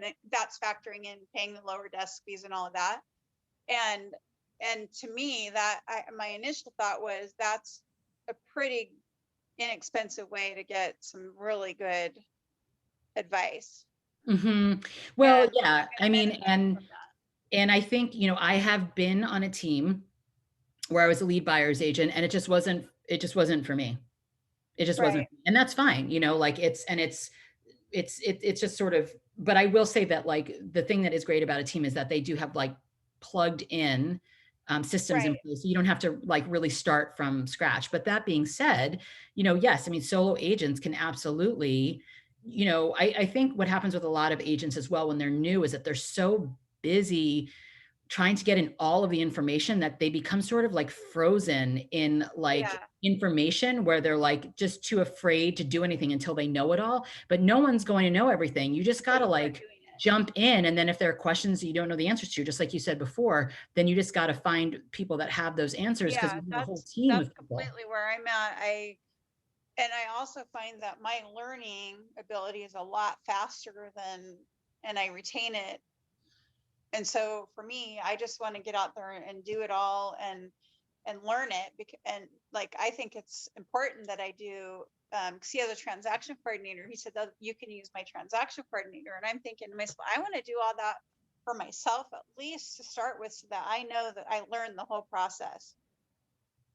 I would say that that's totally fine. And then you're going to get to at a point where you're like, you Yeah. literally can't do it anymore. Because Right. remember what I said about the leverage is that if Yeah. someone else can do it better and faster than you, and it Yeah. allows you to then free up your time so that you can go and do the things that do make you money, you should do that. It doesn't mean that you shouldn't do your first few transactions. You should absolutely should know from start to finish. Yeah. And But it just, I totally get the benefit of the leveraging. I completely get that. But for somebody who's starting out and haven't worked in no, a you don't want year that. You don't need that now. That's No, after, that's- yeah, that's later for sure. Yeah, Yeah, new, definitely. Yeah, shouldn't be doing a transaction coordinator in your first few transactions. Yeah. Definitely So not. I'm trying to meet with him, like we've met several times, and he started out with 50-50 and then it was 70-30. And I know he really wants me on his team, but I don't want to be committed to a team. So I'm trying to figure out how to be diplomatic, I guess, for lack of a better word, to say no, but I still want to be able to, leverage a benefit to him. I would say that this is a Matt conversation, right? Just because I don't want to get too much down that rabbit hole of like team versus solo. Yeah. Because it puts me in a very, Yeah, I understand. yeah, I would say I think that's a good conversation for like productivity, to figure out sort of where Yeah. the best fit is and how, if you're going to go solo, like, what that stuff looks like. But it's a rabbit hole for sure. Yeah. And it can get me into some serious trouble Well, one way. yeah, or and the the other. other I will just thing say, like, for the record, like, I am not anti-team at all. It's just not a structure that works for me. And what's awesome about Keller Williams is that honestly, like, there's room for everybody here, no matter what, Right. no matter what you do. Right. And my assessment is everybody's really eager to help and share their knowledge, which is Oh great. yeah. Yeah. But I also know that I don't want to be in a situation where I'm feeling obligated to stay on a team. Because I feel like that would be harder because I really, really envision myself being a solo person. That's just, I work at a faster pace. And so I know that about myself. So, but I also really respect him a lot. And so I need to just kind of keep going where I'm at with the learning part of it. And then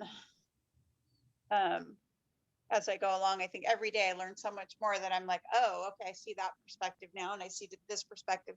So it changes. Well, and So that's the I'm great thing really about trying not to just That's the great limit thing about real myself. estate, is that it's definitely ever evolving. And Yeah. I take classes. I still go to a lot of classes. It's definitely evolving. Jane, did you have a question? Yeah.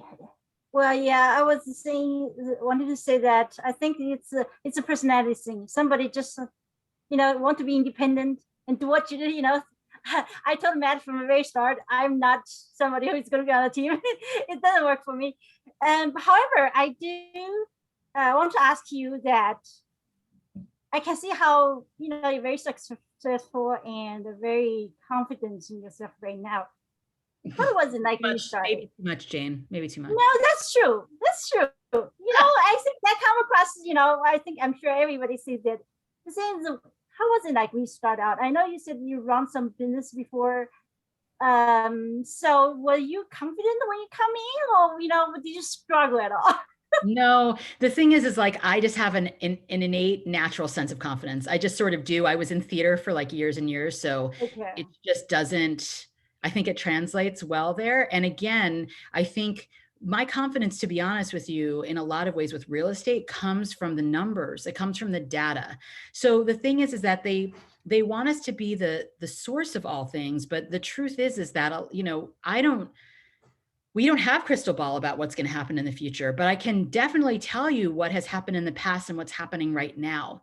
And so I feel confident because I really rely heavily on the data of the market. And I feel like I really know and have a deep understanding of that. Like I understand and follow the Federal Reserve.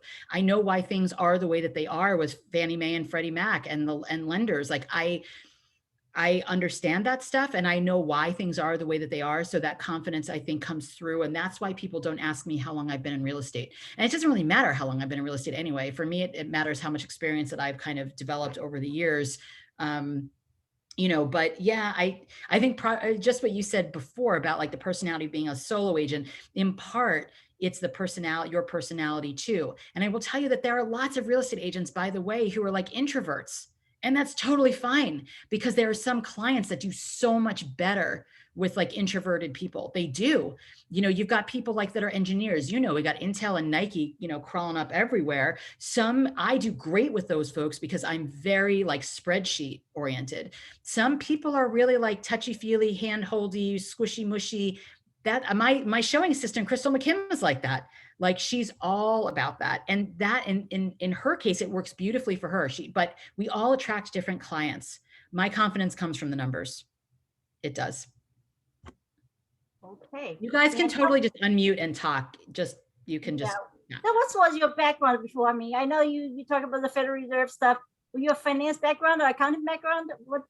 No, I just like it. No, I'm just a geek. I just like it. Interesting. And I like to know why things are the way that they are. You know what I would hate if I was a client is for someone to say like, this is not like the 2008 market. Okay. Why isn't it like that market? Like, okay, I hear that. Like, why do you think that there are not going to be a lot of foreclosures to help with the supply issue? Well, I don't know. Well, I do know why that is. Like there are reasons why things are the way that they are. And to know that and to really dig into that, like I'm not going to give anybody any sort of consultations on like lending or stuff like that. But what I do know is I understand the financial markets and why they're doing what they're doing. The Federal Reserve is not mortgage-backed securities. It's not lending, but they have a tendency to follow each other pretty sort of closely. So it's important to know what we're doing in the economy. It's important to know about lumber costs. Why did that happen with lumber? Why did they go up to $90 for a sheet of plywood? Why are they not at $90 a sheet now?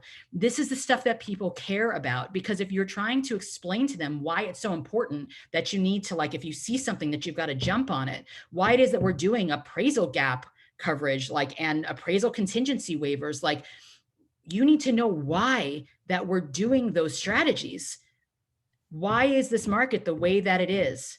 Why do we have less supply than we've ever had in Portland metro history, in the history of MLS? There are reasons for it. There is a history to it. There is a reason why we did a V-shaped recovery instead of a U-shaped recovery, which is what we usually do when we have the normal ebbs and flows of real estate, when we have a recession. There are reasons for it. Learn about them. Know Where do you about get them. those information? You've got to read about it. You take classes in it. There's CE credits about this stuff. Okay. I go to, for those of us who have Chris Suarez as an OP, I go to State of the Market or State of the Industry every week. He talks about this. Leslie Hilbert talks about this. This is what they're talking about. Why are things the way that they are? And then what they do, which I think is great, is that they put them into like bite-size like information so that you can then regurgitate this for your clients in a way that they can understand. Because otherwise, if you're just like listening to the, economists, I mean, sometimes that's just like way over our head and it's way over certainly our clients' heads. What we're looking for is the basically the financial overview of what's going on and why. And then you talk to your lenders about the same thing. What's happening in lending? That stuff is really important too. You have to know this stuff, not so much that you are going to help your clients with lending, but you need to have enough information so that you can be that you can frame things out for people so that they understand. Because I will tell you that for those people, and this is the truth, for those people that were looking at a $500,000 house last year, year over year appreciation in Portland Metro is 20%. That means those houses that were 500,000 last year are now 600,000. Those people who are looking at 500,000 and hemmed and hawed and I don't really know and blah, blah, blah, they are priced out. And you know what? The truth is, I think that appreciation will level out at some point, but there is not one economist out there that thinks that prices will ever be lower than what they are right now. So you need to know why that is. You need to know why that is. This is what's going to help you be a good agent and hustle for your clients, both on the listing side and on the buyer side. Thank you. Yeah, yeah. Great. Don't be shy. Aubrey, what is appraisal gap coverage? Okay, so when, I- let's just say, like I just had a listing that went pending today. The house was $370,000. They put in an offer for $400,000, multiple offer, as it always is. Well, mostly is. So when you have an offer for $400,000, but the price is $370,000, well, what happens if it appraises at $390,000? What happens? Traditionally is you have to negotiate. The seller usually has to come down a little bit in their price and whatever. But if you have an appraisal gap coverage or an appraisal contingency waiver, depending on which way it goes, then what the buyer is saying is I can bring it up to, for example, $10,000 if it doesn't appraise for the amount that I've paid. I'll bring that to the table. Now, it doesn't always mean that they need to have $10,000 in their bank account. Sometimes if with their down payment, they can just shift it from their down payment to the appraisal gap. I will tell you that out of the last 100 transactions, I've only had 4 that did not appraise at the offer amount, not the list price, but the offer amount. And you got to figure offer amounts can be $40,000, $60,000, $80,000 over asking, right? So it's rare, but it does happen. And you need to prepare your buyers to understand that if you say that you can bring in 10,000, if it doesn't appraise, you got to have that. You've got to talk to your lender and make sure that you can do that. Or the more aggressive approach is the appraisal contingency waiver, which says no matter what it appraises for, I'm going to take it and I'm going to bring in the price difference. It's more aggressive. And again, it's very rare that anything major happens with that as far as buyers having to bring in money at all. But it is always something. But the reason why it's important in this market is because if you have an offer at 400 and you have one at 385, well, if the offer at 400 doesn't have an appraisal gap, then like they don't really have any weight behind their offer. Then it's just a number because the seller doesn't want to bring down their price. That's the whole point. Or they could have just taken the one that was, in second place, basically. Right. May as well have just taken that one. Okay, That's what it is. kind of what I thought it was, but It's not waiving the appraisal. You cannot waive an appraisal. right. Appraisers are ordered by the lender, but that's what it is. Right. That's part of the strategies of this market for sure. And I work, by the way, just so we're clear, Portland Metro. I don't actually work all over the state, although it's nice of Matt to think that, but I don't, because Eastern Oregon is not happening for me. It's too far. But I do work Portland Metro, Salem Metro, the coast, and then Central Oregon. And by the way, if you ever want to feel better about your market, check out Central Oregon. Bend is 40% year over year, 40% appreciation year over year. That is like crazy town, like crazy town. So at any rate, yes. Okay, let's go. It's not even 3. Sorry, I am making a move from mattresses to real estate, and that's what I heard. I'm very nervous to make that jump too soon because obviously income is helpful during this transition. But I work mattresses Friday, Saturday, Sunday, and what I'm hearing from you is that my best bet would be to take my weekends and go to open houses and spend my time on those weekends doing real estate and maybe shift my mattress sales to weekdays. I would do that. Because and then how did you know when to actually like just cut ties with everything else and jump, for lack of a better word, balls deep in this? I didn't. There is no better word. I didn't give myself a choice. I never kept my other job. Did your husband keep his job until you were able to make this transition? Like, did you have a safety net? He did, yes. He did. Okay. And I would say that was definitely enough to keep us afloat at where we were at that point. It would not have been enough long-term for him to just be working. Right. So when I left my position, I left it completely. And then we were just on a one income thing. I don't Had to succeed. Right. It's sink or swim. Right. And the thing is that honestly, they tell you that you really, that with some agents and with some in some markets, and all of that it could take, 6 or 7 months before you really get your feet underneath you. And I definitely wouldn't recommend to anybody that they have zero source of income from anywhere for like when they're a new agent, because it does take some time. It takes some time to nurture. Not everybody is ready to go right then. And the truth is, you don't want to have like commission breath and be like, like I need to have one now because otherwise I'm not going to be able to pay my rent. Like you don't want to come from that place. You really want to come from a place truly of service to the client, whatever their needs are. And you can't do that if you're feeling desperate or scared and you're coming from that place. But that said, for us with 3 kids, living on one income was not super awesome. And so I knew like, this was it. And I'm going to have to just devote myself totally. But as far as your schedule, opens are traditionally, I do Friday night opens. They're called Twilights. So those are 5 to 7. And then of course, Saturdays and Sundays. And it doesn't mean that you won't ever need to like have stuff open during the week when you're first getting started. But I would say if you have that option with your schedule, you should use your schedule. You should use your weekends for real estate. Okay. Sure. Matt's a good guy to talk to about, Daisy, about what you're talking about, because he, I don't know what he was doing originally for a living, but he brought this up in Scripps class one day, where he knew he just figured out his numbers where he had to make, one closing transaction a month to equal out what he was making at his old job. Mm-hmm. And so once he did that, like consistently, I think, and it took him like 5 years. And that's your business plan. What Daisy's talking about, or is that your name? I'm sorry. Or no, Aisha? Yeah. Sorry, I don't have the No, name. it's okay. What you're talking about is the it business took him a plan. while to quit. Well, and it depends, right? Like, I mean, I don't even know what the average agent, like how many transactions per year it is. Like, I don't even know what that is anymore.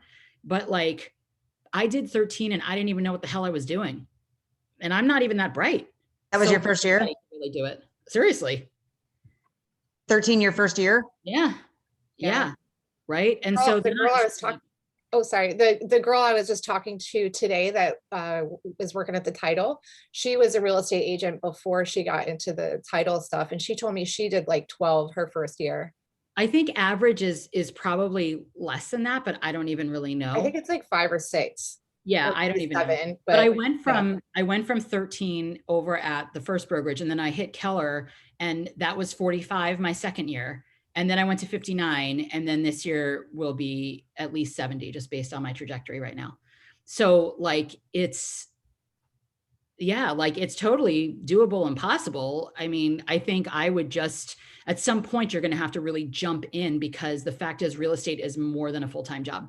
And it's really hard to do more than one thing at once. So I know that we have some sort of part-time people that are just sort of trying to transition from one to the other. And you need to have a business plan. You need to have a business plan about real estate and what the average commission is and what you have for your own bills and your own needs, and then figure it out and kind of work backwards. It's like a lesson plan for a teacher. Okay. Basically just starting here and then working your way backwards. Okay.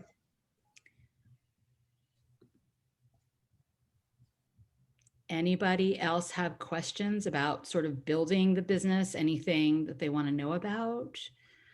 But I'm super excited about everything you talked about. Every time I leave a class, I'm always like, oh, I'm so motivated. I could totally do this. And then 24 hours goes by and I'm like, oh, I don't know if I can do this. Just remember to, whenever I go to classes, I usually just make sure that I do at least one thing, like one takeaway thing.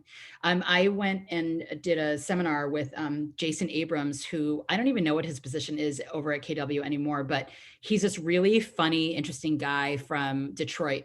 And he has a mouth like a truck driver. So it was just funny to listen to this guy who's built like an enormous business. And he also is of the mindset of You know, you just have to be the person that people know, like, and trust.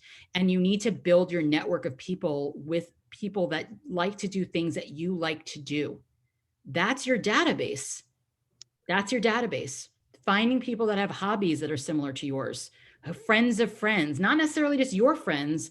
Find out what their friends. In other words, like, if you're someone who likes to play tennis and you want to come up with like some sort of tennis club or something, don't just make sure it's your friends that like to play tennis, but your friends of the friends that like to play tennis. That's how you keep expanding your sphere.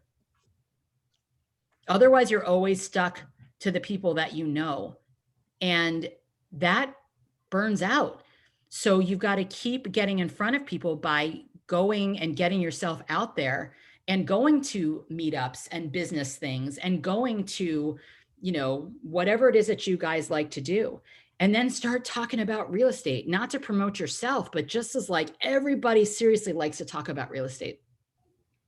No one really understands what's going on out there, but everybody thinks they do, right? So you be the expert. It's super fun. If So you nothing would- else, I like to make fun of Shiplap a lot. I do. I don't really understand the thing with Shiplap. Like, what is that show with Chip and Joanna? Like, I just don't get their style. I don't. I know everybody loves it, this like country modern farmhouse thing or whatever it is, but No. you know, and the twins on HGTV, the guys, the property brokers, brothers, whatever. I don't really get that either.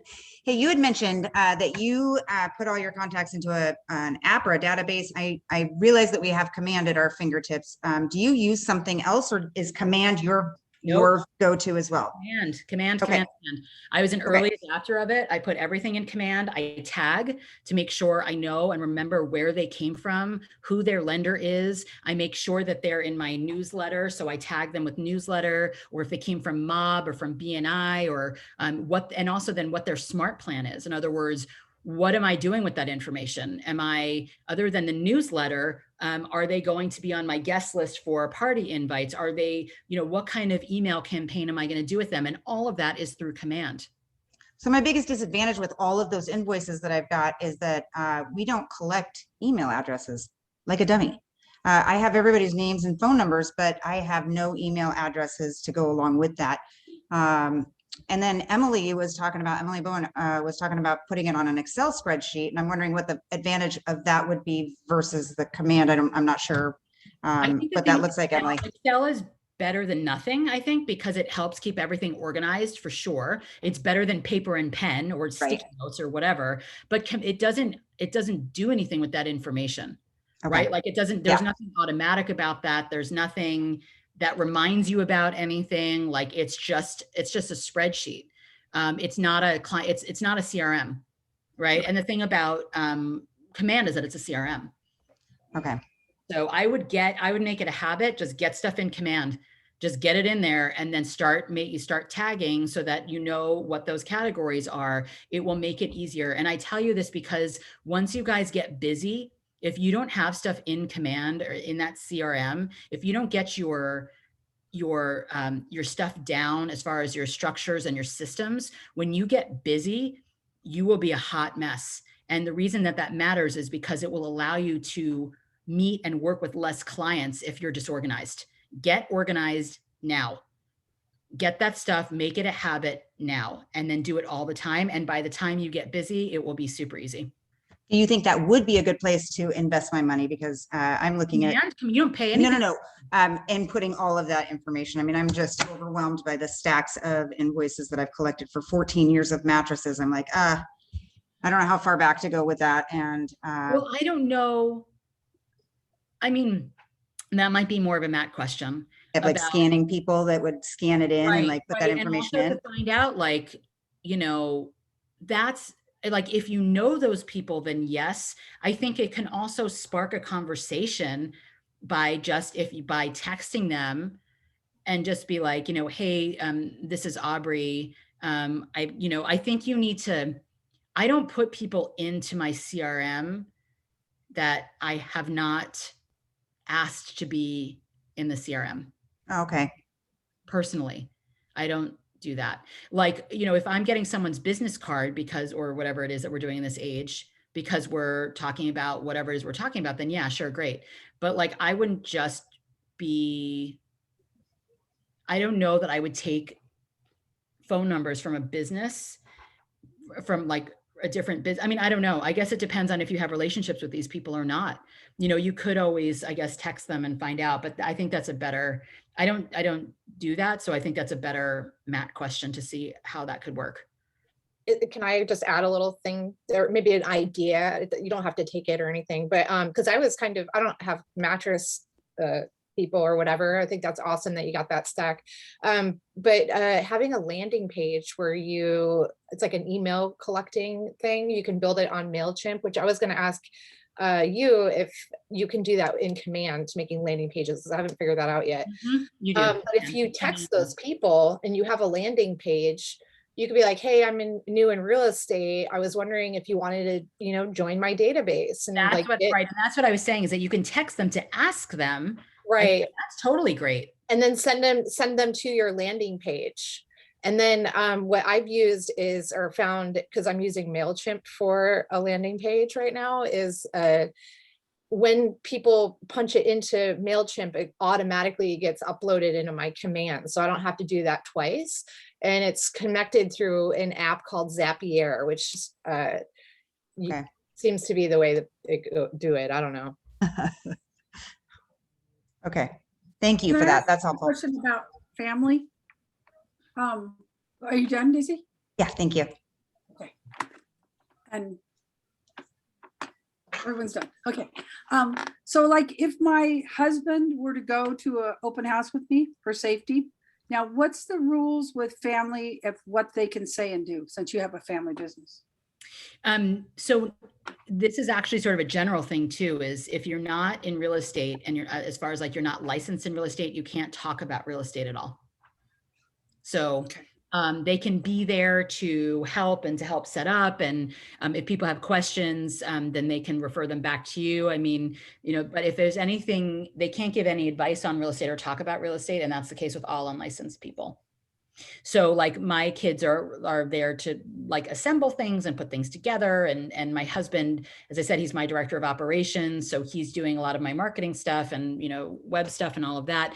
But anything that has to do with talking to people about real estate or, putting on a lockbox or anything, all that kind of stuff, that has to be with a licensed professional. And so like my transaction coordinator and listing coordinator, they're all actually, my TC is actually a principal broker, right? Like, so she's the only way that she's even able to talk about real estate in a professional way is because she's licensed. So signs are okay though. They can put up signs. Oh yeah. Oh my gosh. Yeah, yes, I totally would make sure that your husband puts up signs. But yeah, signs is fine. But nothing that talks about like he can't represent the house in any way. And also, you also want to let the listing agent know that you're hosting for, that your husband will be there in the capacity to help you and for safety and all of that. But he cannot present himself as a professional. Okay.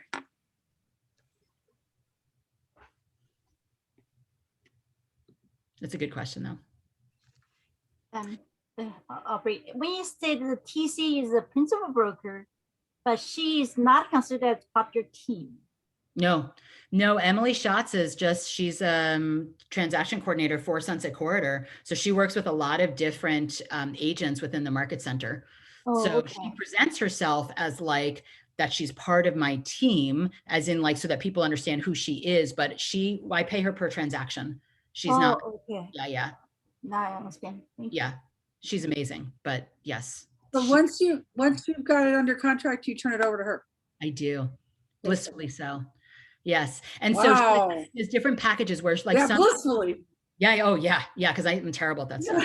So she does. She uploads everything, and she does everything with timelines and all that sort of stuff. But I also get her client care package, and that actually is where she will talk to clients and escrow and lenders, and she does all sorts of stuff. So I'm still the main contact person, but she keeps track of all the paperwork and the timelines, and she can help like arrange things and, set inspections for me and all that sort of stuff. Yeah. She's. But now if there's something wrong with the inspection and there's a question and they start haggling over the inspection. All me. I do all. Then it goes back to you. All that. That's all me. Okay. She just does, but she's kind of the information connector, if that makes sense. That's Well, she what, keeps everything, the ducks in a row or whatever, yeah, if you want yeah, to use that. yeah. Yeah, because that takes a lot off you so you can focus on the clients. I think I had And one, your referrals. I had 1 week Focus where on I your had referrals. 4, I think I had 4 go into contract in 1 week. And I thought I was going to have a nervous breakdown, like legitimately, because I'm just not organized enough for that kind of stuff. And that's when I knew I had to hire Emily. And that poor soul, I literally like emailed her and I was just like, are you taking on new clients? And she was like, okay. And I'm like, here you go. And she had all escrows opened in like the first 24 hours. She's Wow. incredibly good at it. She's incredibly organized. And I'm just not. So it allows me to do the things that I do well. Yes, yes, yes. But then if you had a whole bunch of closings, then it might mean you have a whole bunch of closings at the same time, which would be a problem too. It She is. could- I mean, it's a bad, it's Yeah. not a bad problem to have, but Yeah, yes. it's pressure. I think that there's a lot. Pressure from the clients. They want to Yeah. move. Right. And Out and in. the thing is that I need my client's experience to be smooth. And the only way to do that is to make sure that they're taken care of, which means that you need people that are going to help take care of them. And there is no way that I could do the volume that I do without Emily and Marlene and my husband and the solo agents that help me with showings. Like 0. I think when I hit like 20 transactions a year, that was it for me. As far as just because I'm not someone who's super great with the technology piece of it, as aforementioned. And so it really allowed me, it's hard to wrap your head around it because I was really scared about sort of giving up that control. And then you're like, oh gosh, I don't want to spend the money and blah, blah, blah. But until I did that, my business couldn't grow. And at some point I'm going to add more admin. Well, you couldn't meet any new clients at all. I mean, you probably wouldn't have been going to your kids' games or anything. No, and that actually was the subject of the second bold, which is that a big rookie mistake that agents make is that they work like 7 days a week. And I understand why. And I think that this business can really feel like you demand that. But I am very clear at the onset about my hours of operation at this point. In bold, the second bold that I took, my big breakthrough there, because my first one was I'm too New Yorky, people are not going to like me. My second thing was in the second year of bold was that I was working so hard for my one thing, right? Your big why, that I wasn't spending time with my big why. I was missing all the gymnastics meets. I was missing everything. And it made me so sad. And I'm like, I can't trade one for the other. I have to figure out a way to do better. And so the way that I do it is I just tell my clients now, like, number one, I leverage where I can so that I don't feel like that I'm sacrificing time with my children. I don't work on Sundays, except like if I have to do like an offer review or something like for one of my listings, but I don't work on Sundays. And I tell my clients, like my hours of operation, I'm up very early because of children, but then at 8 o'clock at night, like, unless I have to negotiate something, like I'm out. It doesn't mean you can't text me or leave me a message or send me an email. Absolutely. Feel free to do that. But my phone is going to be on vibrate because that's done. And I will tell you that during normal times, and I'm hoping this goes back to normal in September, that I drop my kids off at school. I go to the gym. I go to work from 9:30 until 3:30 when they're done with school. I take them then to all of their ridiculous things that they do after school. And then we eat dinner together. And then from 7 o'clock till 9:30, I am working, whether like from 7 to 8, I'm still talking to clients. And then from like 8 until 9:30 or so, I'm dealing with other business stuff. So the thing is that I'm still working my 8-hour day, but I'm doing it on my terms. It doesn't have to work for everybody. It's whatever your schedule is, but I do not sacrifice my children. That makes me feel respect. I mean, I think clients respect you for that. But I see that you put in, you put in that 7 to 8 time so that they can still talk to you in the afternoon. It's not like you close down at 3:30. No. They still have an opportunity. This is my questions. hours, right? These are my hours where where I can work on myself and work on my business. Remember, I have my lead generation time. I have my networking time. It's all part of it, right? I still need time for all of that stuff, but I'm able to leverage out those other pieces of my business so that I can focus on the thing that makes me the most money, which is dealing with my clients and with future clients. And then also it's important to ask your clients, what is your schedule like? Some people may say that they, like, what are your hours of operation?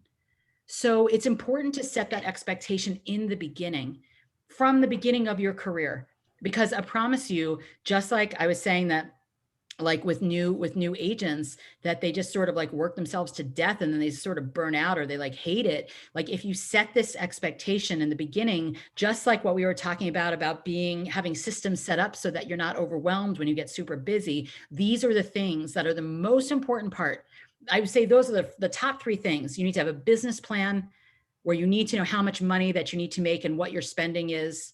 You need to know what your hours of operation are going to be and what your non-negotiables are for you and your family, right? That's a big one. And you need to know and you need to develop your systems early on.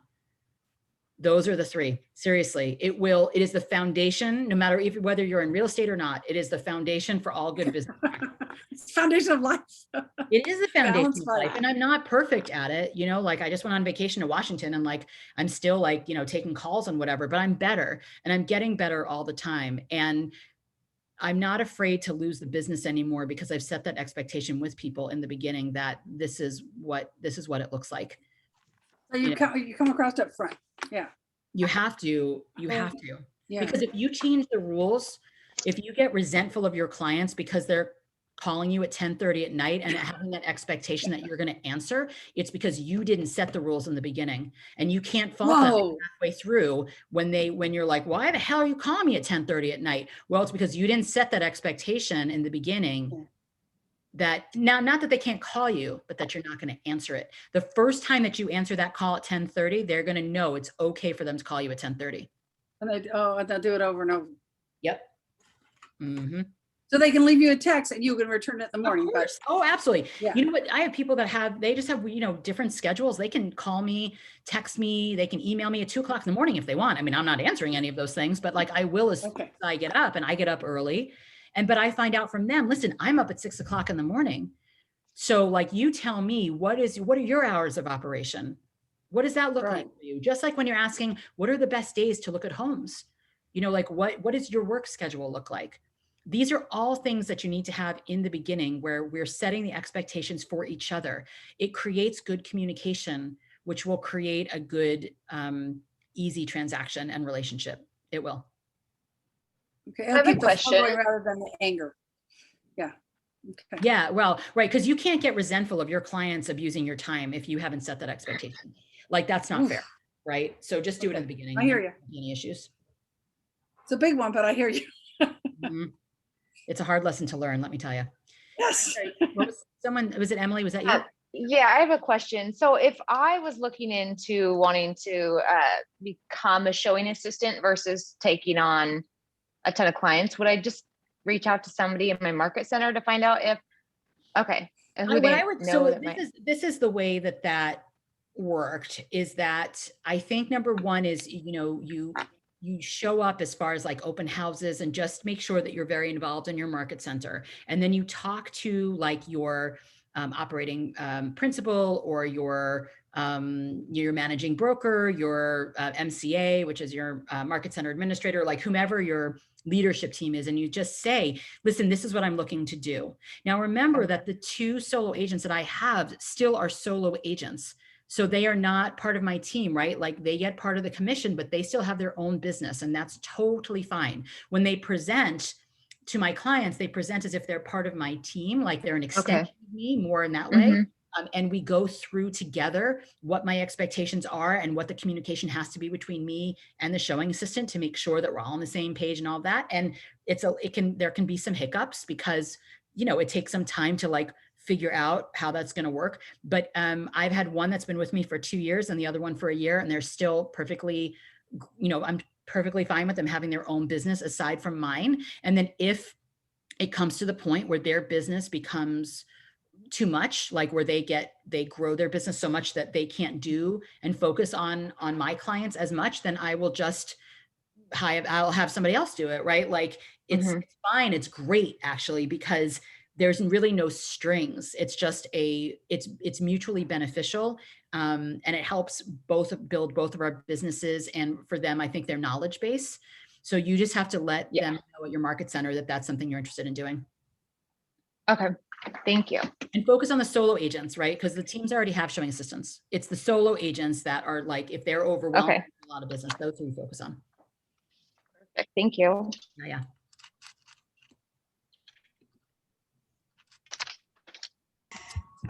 Audrey, you said you, Aubrey, you said you own your own BNI, or I mean, you're in charge of your own BNI? Well, I'm the founder. Started it? Yeah. In BNI, I know that you can only have one of each business, and real estate is all taken up almost always. Mattresses are not.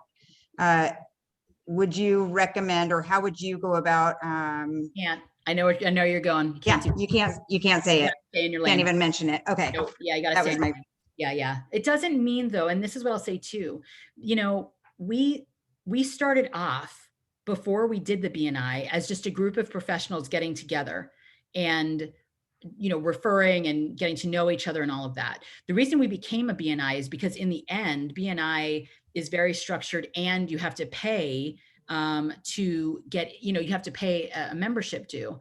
And so for those, like for that reason, we decided to become a BNI, because we felt that that was more intentional, that we felt that those people were more serious.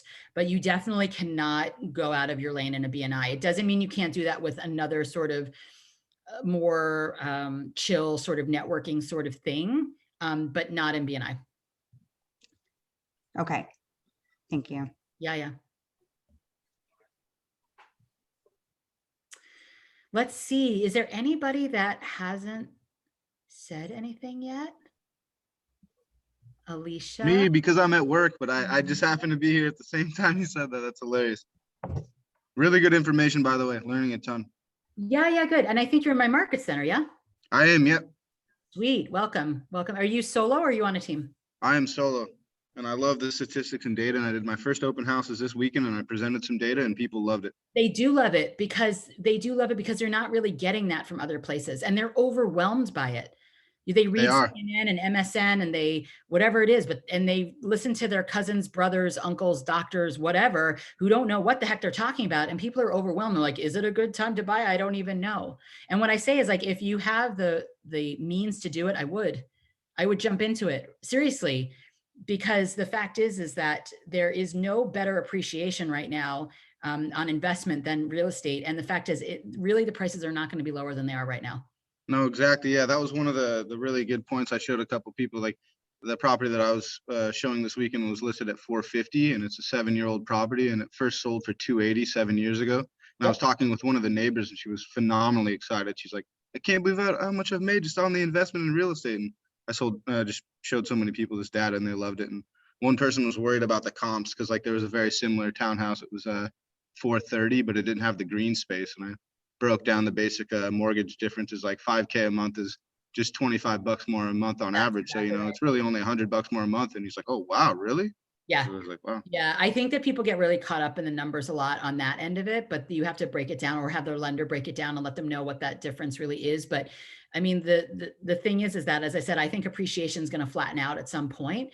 Typically in Portland Metro, we're at around 7 to 9% appreciation year over year, which is still about double the national average.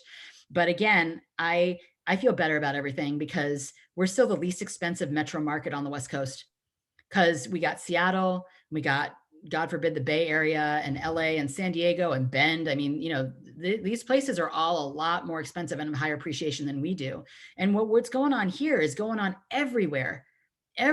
Like this is not a Portland issue.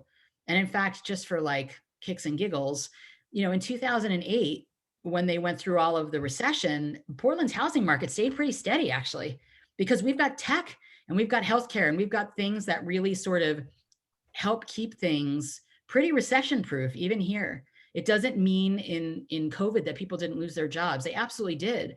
But it was honestly mostly in the places of employment where people weren't making enough to buy houses anyway, which is why housing wasn't really affected, right? Like if you've got hospitality and restaurants, the people on the West Side, at least who are buying houses, are in tech and healthcare and service-based industries. These people not only weren't affected by COVID unemployment, but actually now can afford more house because the interest rate is lower. So like that's who you're competing against. It will, I'm seeing even on my own listings, we're now maybe seeing 3, 4, 5, 6 offers. I mean, certainly in very specific areas and with specific houses, we're seeing like 25 or 35 offers, but it's not the norm anymore. Things are definitely like chilling out, which is good. It is. Even as a listing agent, nobody wants 25 offers to have to go through on an Excel sheet. It kind of sucks. I have more questions here. Okay, with you. Yeah, it's good. Actually, you were talking about your working, you know, one of those, I think sort of thing with referrals working. Are you talking about all free referrals, or you take, you know, somebody still, you have to pay a referral fee? No, I mean, so my referrals where I am there, where like my leg of lead generation from referrals is from past clients and stuff. I'm not paying for those, but the other part of the referrals are from agents because I teach around the country. So they are from other agents in other states, or if there are people that back where I used to live need an agent, yeah, then I'm paying referral fees or they're paying referral fees to me. Yeah, but referrals overall that I'm talking about have to do with my database and my past clients and my events and all of that. And that's what generates that. So there's no referral fee for those. Although they do get a very nice bouquet of flowers because I do have a florist on retainer who just, I'm like, hey, can you deliver flowers to so-and-so? And she just does it, which is really great. So I do give them a little something, something, but it's not 25%. Yeah. Pay people who are not licensed agents a referral fee. But for new agents, I mean, is there something you would, I mean, did you consider doing that, or did you take some, you know, just taking the referrals from other agents? Yeah, I still take referrals. Bring up volume. Yeah. Oh, yeah. Actually, Doran Lauer in our market center just gave me a referral because he works the coast, and I'm working Portland Metro, and he has. Oh, yeah. I still absolutely. Yeah. Oh, yeah. Yeah. Oh, sure. Yeah. I mean, I'm a little bit picky about who I'm taking on as clients right now, just because of my client load. But oh, yeah, for sure. Okay. Thank you. Yeah. Worthwhile. Oh, yeah. Okay, well, if sorry, I've been quiet. I'm working on not interrupting, which might be a bad time for that sort of thing. No, it's cool. I'm from New York. You can talk over me anytime. Okay, cool. Right on. So I've been listening. I've been making a lot of notes.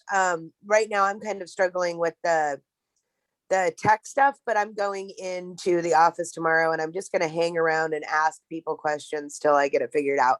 So, but I did have a question. You were saying like, don't spend a lot of money at the beginning. And I have been contemplating getting a sign for my yard, just like an advertising sign. And the reason that I was doing that is because I'm right on a major road.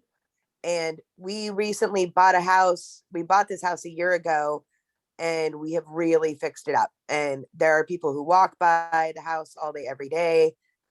Is that a waste, or would that be, it feels to me like that's a way to say hello when I'm not out there to people who are walking by, but I also don't want to, you know, if it's something I think it's clever. I actually think it's pretty clever. I mean, I would come up with some sort of clever thing because you don't want it to people to think it's a real estate sign so that you're selling your house, right? Yeah.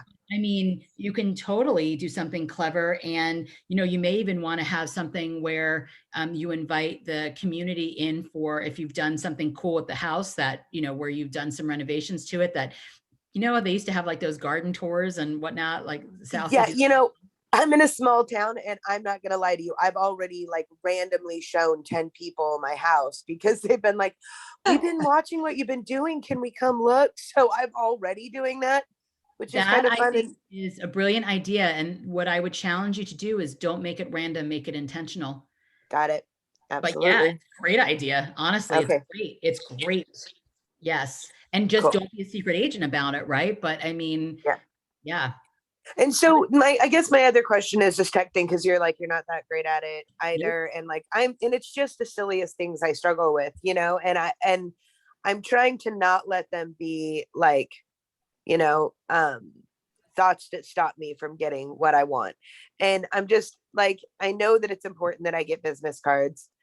I know that it's important that I know how to like access stuff like RLMS and all of that. But how important is it that I have like an awesome website and am really handy with my app? And if it is super important, where's the best way for me to like learn about that? I'm having a little bit of a hard time with the Zoom, learning format.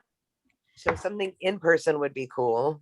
Yes. Yeah, Zoom has been definitely, I think most people would agree that there's a learning curve with the Zoom stuff, just learning from in the Zoom format. I mean, talk to the millions of children out there right now who had a really hard time with that. A lot of people do.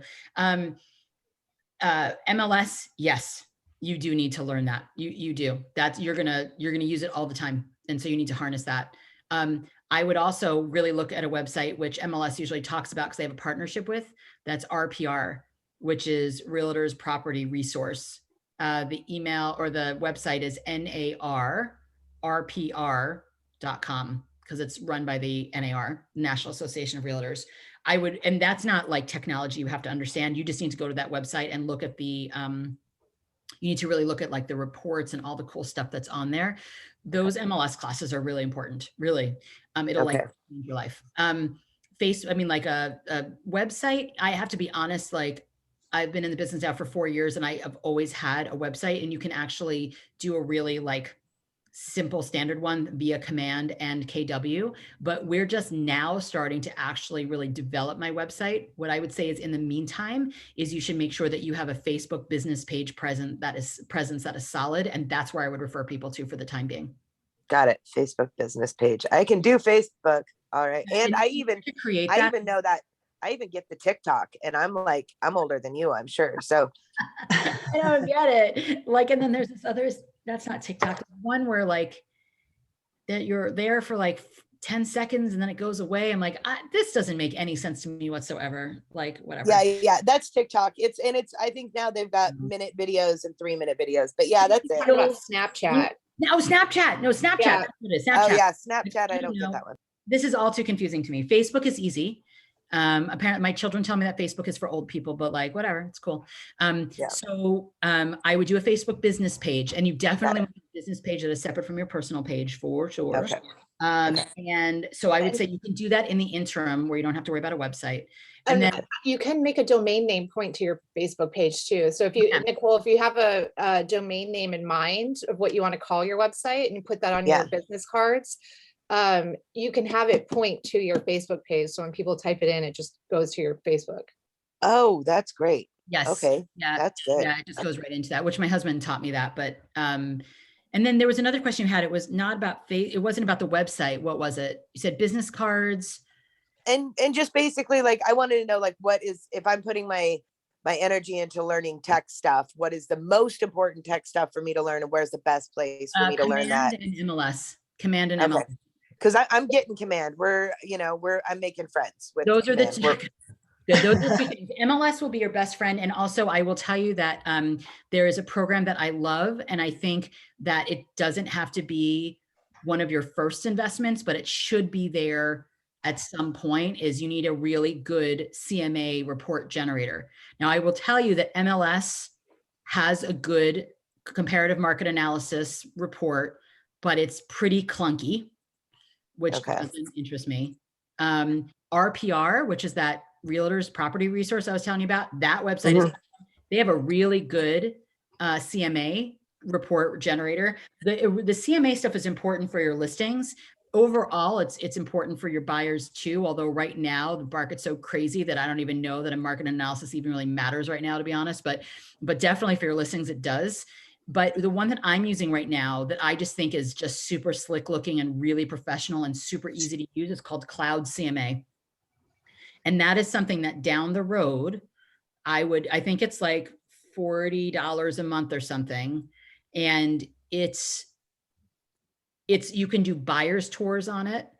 You can Oh. do market analysis on it, but it looks really nice. You can email those directly to your clients and print them out. You can put them on your iPad, and it makes like a really nice kind of carousel presentation. It's slick. Nice. Okay, great. Start with the things that are free, like Yeah. and right, like RPR. And then when you get your business going, then do things like Cloud CMA and that kind of stuff. But aside from that, I mean, honestly, I'm trying to think of like where we put our money. And our money is in a small amount in events, definitely advertising our buyers class, my memberships to like BNI and Mob. Oh yes, Emily. Yeah, you're right. Cloud CMA, you can try for free for a couple of months. Yeah. You'll never go back though. Be ready, because once you try Cloud CMA, you won't go to anything else. I have an office, so I pay for my office fee and certainly KW dues and all that. But as far as like marketing and advertising, it's just my listings and my class. Like I don't, because everything else is per transaction. Okay. You don't, it's just, you just gotta, it's membership dues and those two things. That's it. There's nothing else. Yeah, there's nothing else. So you guys don't need to do that either. I would not be paying for lead generation. Don't do that. Trust me on this one. Don't do that. Like Zillow, do not feed that beast. Don't do that either. It's not worth it. Seriously, if you're going to pay a ridiculous amount. And the fact is you just need to get out there and make real relationships. And, as opposed to just like a huge, I mean, big teams can do that because they have that marketing dollar. But if you're a solo agent or just starting out, you're going to bankrupt yourself doing that stuff. And you don't need to. Do you have an in-house person that through Keller that you would recommend for helping with branding? Like, is somebody that you can think of that's really good at it? I mean, I know there are some people, I mean, there are some teams that I think do a great job at it, but as far as like professional people to help, no, branding is something that you do on your own. That's your brand. That's because remember, we're all business owners, right? So they can help you like in designs and command, they can totally help you with all of that. They've got people for all of that stuff for sure. But your branding and stuff like that, that's you, but also title. Honestly, talk to title. Okay. Really good at marketing. That's their jam. That's what they do. That's what they're there to help you do. They're all really good at that stuff. Seriously. Awesome. Get some good title reps for sure. Well, you guys all have my information, my contact information there. Please feel free to friend me on Facebook and follow my Facebook page as well is what I put on the contact there. That's actually my business page, but you can find me personally as well. But, I know this is like a little bit of a non-traditional class, but I think that, or I hope that it's helpful for you to really get some like boots on the ground, not exactly buy the book, not exactly buy the manual. All that stuff matters and is totally true. What they teach you at KW is totally true. This is just more of like the boots on the ground experience. Yeah, I like it. I just like it. You can kind of do it in your own way and your own style, I think. So it is. And that's the thing. Everybody can do that in their own way and in their own style. Just make a plan, do the things that you do best, cater to the things that you do well, do them at a high level. That's all. Yeah. Really. Because what I do isn't necessarily going to work for everybody, but whatever that is for you, just commit to it. Right. Is like, and just be very intentional about stuff. I love that idea of like, of what Nicole was talking about having like people in her house, I mean, maybe I do contact tracing, but beyond that, beyond that, but I mean, it's a great idea, right? It is. And these things is depending on the community you live in, the people you hang out with, it's going to be different for everybody. Your personalities, it's going to be different for everybody. Yeah. Yeah, I found it really helpful. And I really liked what you had to say about how if you're just authentic, then the people who need you, who you're going to work best with and for will be like, feel like attracted to you and want you to be their agent because you're authentic. And I worry a little bit sometimes because I haven't, I'm in my 40s and I've never done real estate before. And I get this a little bit of the imposter syndrome. I was 41 when I started real estate. Okay, great. Awesome. So like I feel all right about it. I mean, I think Madeline Albright was a, stay-at-home mom till she was like 45. So we can, Just remember too, that most people in real estate, this is not their first career. Most. Yeah. Well, and that's the other thing too, is aside from I've raised 6 children and I've done 20 years of volunteer work in the community, I have not had a career. So this is the first. Nicole, I would digress and say that absolutely is a career. You have 6 well, kids? definitely. I mean, Yeah, I've yeah. been working. You're I've been good. working more than full time for 25 years. So Yeah. for sure, I This guess must feel like a that's true. vacation to you. Like, Yeah, and there's money in it possibly. Right. I've been working really hard for zero money for a long time. there is money in it, period. Yeah, Not possible. nice. There is money in it, period. And you absolutely I like that. have absolutely 100% had a career your entire adult life. So this is just a matter of taking all the skills that you learned from being a parent and really just transferring a lot of that stuff over into the real estate stuff, which is communication skills. And I would say that a mother of 6 kids, probably nobody has any better time management skills than you do. Exactly. I mean, like, this is Exactly. That all- is true. I literally can be in 3 places at once. I'm really good at that. So Yes, Yeah. you shouldn't have to be, but yeah. So yeah, but it's not abnormal for people to start this later. And all I can say is like, if you know your stuff and you get really comfortable with the numbers and you gain that confidence, believe me, it is a question that people won't even ask you. I will tell you that there are some young ladies that are in the industry where this is their first right out of college. They get asked all the time how long they've been doing it. But they'll just assume I've been doing this forever because I'll be so confident and educated. So, or you can say things like, I feel like I've been doing this my whole life. that's awesome. Yeah, I like that. You don't lie. I don't lie. Yeah. But, No, for sure. But people don't even ask. They don't care. Like, they assume that you know what you're talking about because you know what you're talking about. They assume you have the experience, and you draw from other people's experience, and you draw from your market center and your leadership, and that's where you get that stuff from. But I mean, everybody has to start somewhere. Everybody had their first transaction. You just, and every transaction is different. I totally feel being older and getting into this, even if it's your first time doing it, is you have an edge than you do. I think if you're in your early 20s. Big time. Even just trying to find a place to live was hard in your early 20s, because people would look at you and think you look really young and don't know anything. And which means you're not responsible or you're stupid or whatever it is, right? Yes. They have issues too. When you're kind of younger in the, I looked really young when I was like 19 to 25. I probably still kind of look young, but like back then, like I think back on it, it was like I was really responsible and so many people didn't give me a chance, So I feel like now it's just people take me more seriously, I think. Just take no prisoners. Learn your stuff and take no prisoners. You know what I mean? Seriously, like, this is stuff that everybody grapples with, but in the end, it's really about the confidence factor. And you'll feel confident if you feel like you've got a handle on things. Really, I promise you that is the truth. And I also have noticed too, it's not about knowing everything as much. And I'm learning this myself because I'm not always the best at asking questions with people, but asking your clients like what they need rather than trying to, have everything that you're supposed to know. It's just like finding out what they want to know.